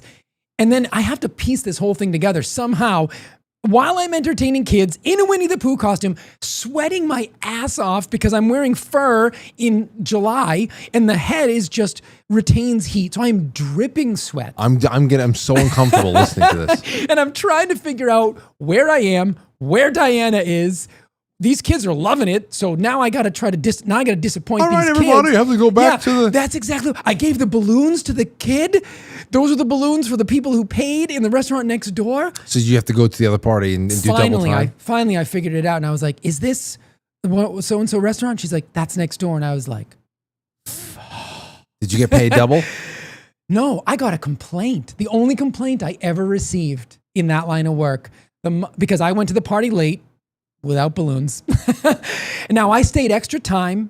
I made up for it. I put on like a great show. Remember, I had already done a whole party, so I'm sweating. Yeah. I am so uncomfortable. I'm so dehydrated. I'm exhausted.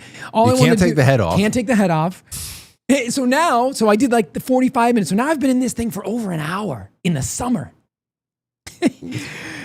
And I said, I'm so sorry. And the mother was fine when I was there. But when I got back to the office, my boss was like, I'm not going to dox you. I'm not going to dock you. Sorry, dox. I'm not going to dock your pay. She's like, I'm going to give you the full amount, but they aren't going to pay the full amount because you were late. And I was like, unbelievable. Like, it was an honest mistake. It was the only mistake I ever made like that. In your life? In my entire life. So that was just one. And I have, dude, I was Batman once upon a time. This has to be a recurring thing. Yeah, I got to show right. you something. All right. We'll do one story at the end of every episode. Lauren just sent this to me. This was back in January. Aurora's cousin Charlie was turning 5, and we went to this place in Yonkers, just not too far away from the Alamo Draft House, and it's on Central Avenue somewhere. And it was a place where you can go and have a children's party, and you can pay for different type of themed entertainment. So of course this was a Frozen themed entertainment. And so somebody dressed up as that chick in the blue dress that turns everything to ice. And then I think is the snowman's name Olaf? You're asking the wrong guy. I just don't know. Sorry. I think it's Olaf. Yeah. Anyway, when Aurora found out that Olaf was going to be there, I'm always very curious about Aurora and these types of these situations because, for example, when we went out to Madison Square Garden in April of 2024 to go see the Paw Patrol at MSG, I was talking to Aurora beforehand. She was getting really excited. We kept it a secret. She's getting excited. But she was saying to, as we were going into MSG that day, I said, so you excited? What are you thinking? She goes, well, I wonder. This is her at like 3.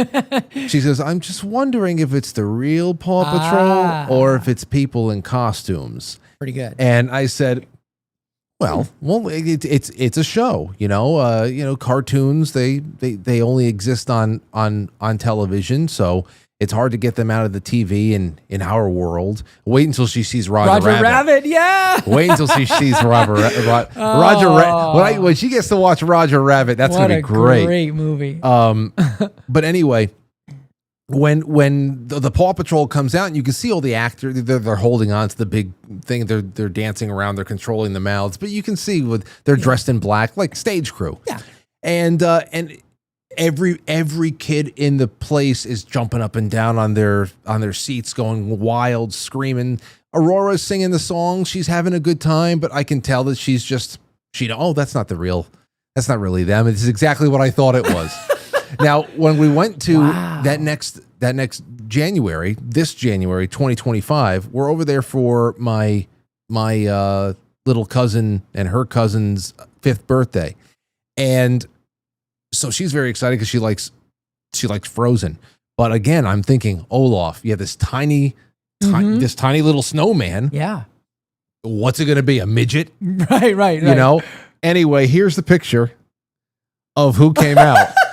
And when there's Aurora in the green, and that's her cousin next to her. Oh my god! And when it's massive. I know, but also you can see their face.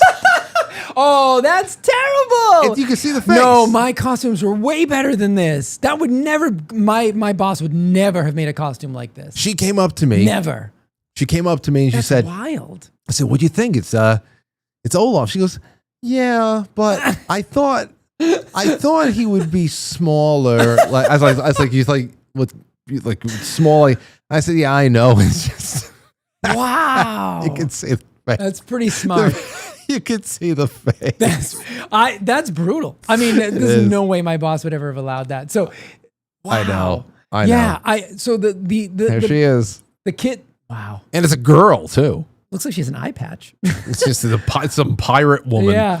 No, man. It's like So when I've played Batman. So the stories you guys are going to want to hear from me will be the Batman stories, the Aladdin story. That's a big one. I want to hear these. The Mickey Mouse was, I think, one of the first characters I played too. But one of the Batman stories is funny because the longer you hang out at a party, I'll just tell you this: the longer you hang out at a party, the more likely you are to be found out. Like there's the element of surprise at the beginning. And that's why I think my boss made the parties 20 minutes to a half an hour. Cause that's like the air of believability starts to dissipate. And all of a sudden, you know, like I told you, when I played Aladdin, they were looking at me for, you know, there was a reason I was at that party for a long time. But the kids were starting to say things like, your teeth aren't as white as Aladdin's. And I'm like, oh boy, here we go. I'm a smoker, kid. But it's been a long life for Aladdin. But Batman, the kid was like, you're not really Batman. And the Batman costume was pretty badass. The Batman costume was pretty awesome. Do you have pictures of yourself doing this stuff? There's one picture, but it's not, I can show it to you. It's not very good. And there's no other pictures of like the other stuff, like the Batmans, the Aladdins, you know, like I did a photo shoot for her when she wanted, like, when she get new costumes, and we would be like, me and another couple of people from high school, we would take pictures in the costume so she could put them in a book so the clients could say, okay, I want this character and I'll see the costume. Yeah. But I played Batman and I went to this party at a Sons of Italy and we were there for a long time. Oh, great. Right? We were there for a long time and eventually at one point the kid was like, you're not really Batman. And I'm like, it was an older kid. And I'm like, dude. And I'm like, come on, dude. Right. And I'm like, no, I really am. And you know, when we're going back and forth, you know, and he said something like, I said, well, I think I offered, I said, well, why don't you go ahead and punch me? So the kid rears back and punches me right in the chest. Right. And I didn't think he was actually going to do it, but he was smaller, but he was standing on the stage and he punched me and I was like, see? And then I was like, I'll be right back. I had to go into the kitchen. He hit me like right in the sternum. And he got you. I lost my breath in the solar plexus. Yeah. And I was with, I'll be right back. I wish I could have seen. And I was with my cousin who was in the Winnie the Pooh costume. Cause I said, hey, you want to do it with me? I'll pay you half of what I'm making so that we could do this together. And yeah, and the kid got me, sucker punched me. And I was like, you know, and I'm Batman. So my first instinct is I wanted to go after him, you know, because like when you get punched, your instinct is to like go at, like, I don't care. He's a kid. He punched me. So I wanted to rumble with the kid, you know, and luckily my cousin was there and he was like, Jay, let's go. So I'm like, I'll be right back.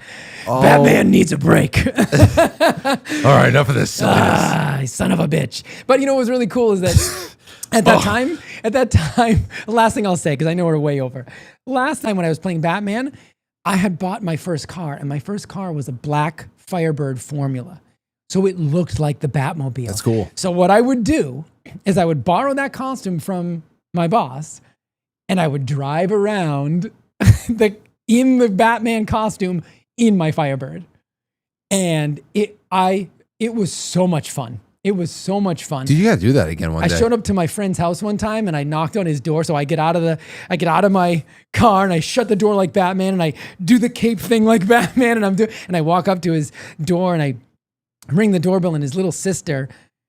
I look up, you know, because with the cowl you can't really turn your head. It's like the first it was like Michael Keaton Batman costume. Oh, okay. So you had to like move your whole neck and I saw her up in the window and you hear her go, Jeff.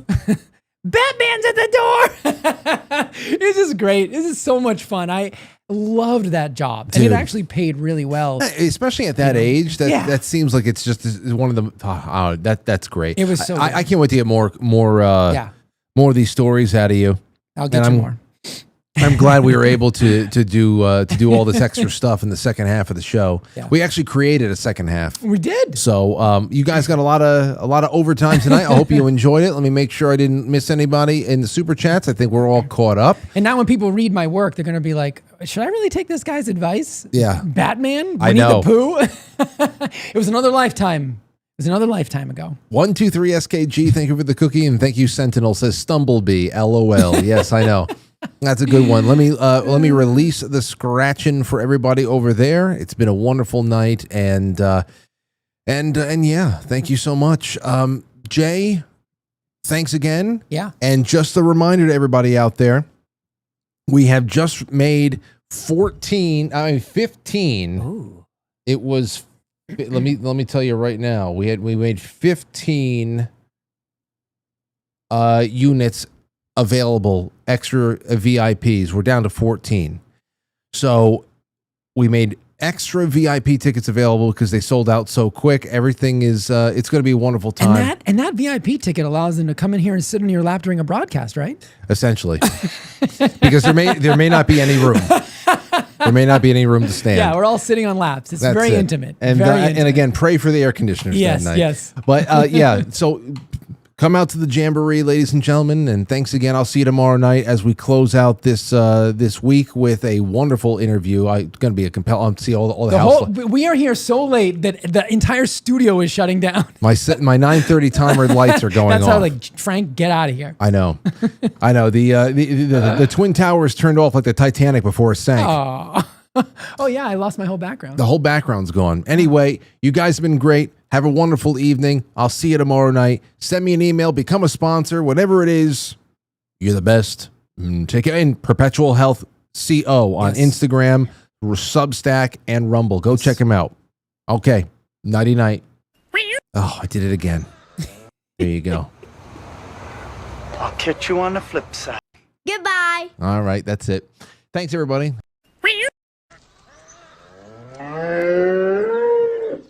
Will you shut up? No.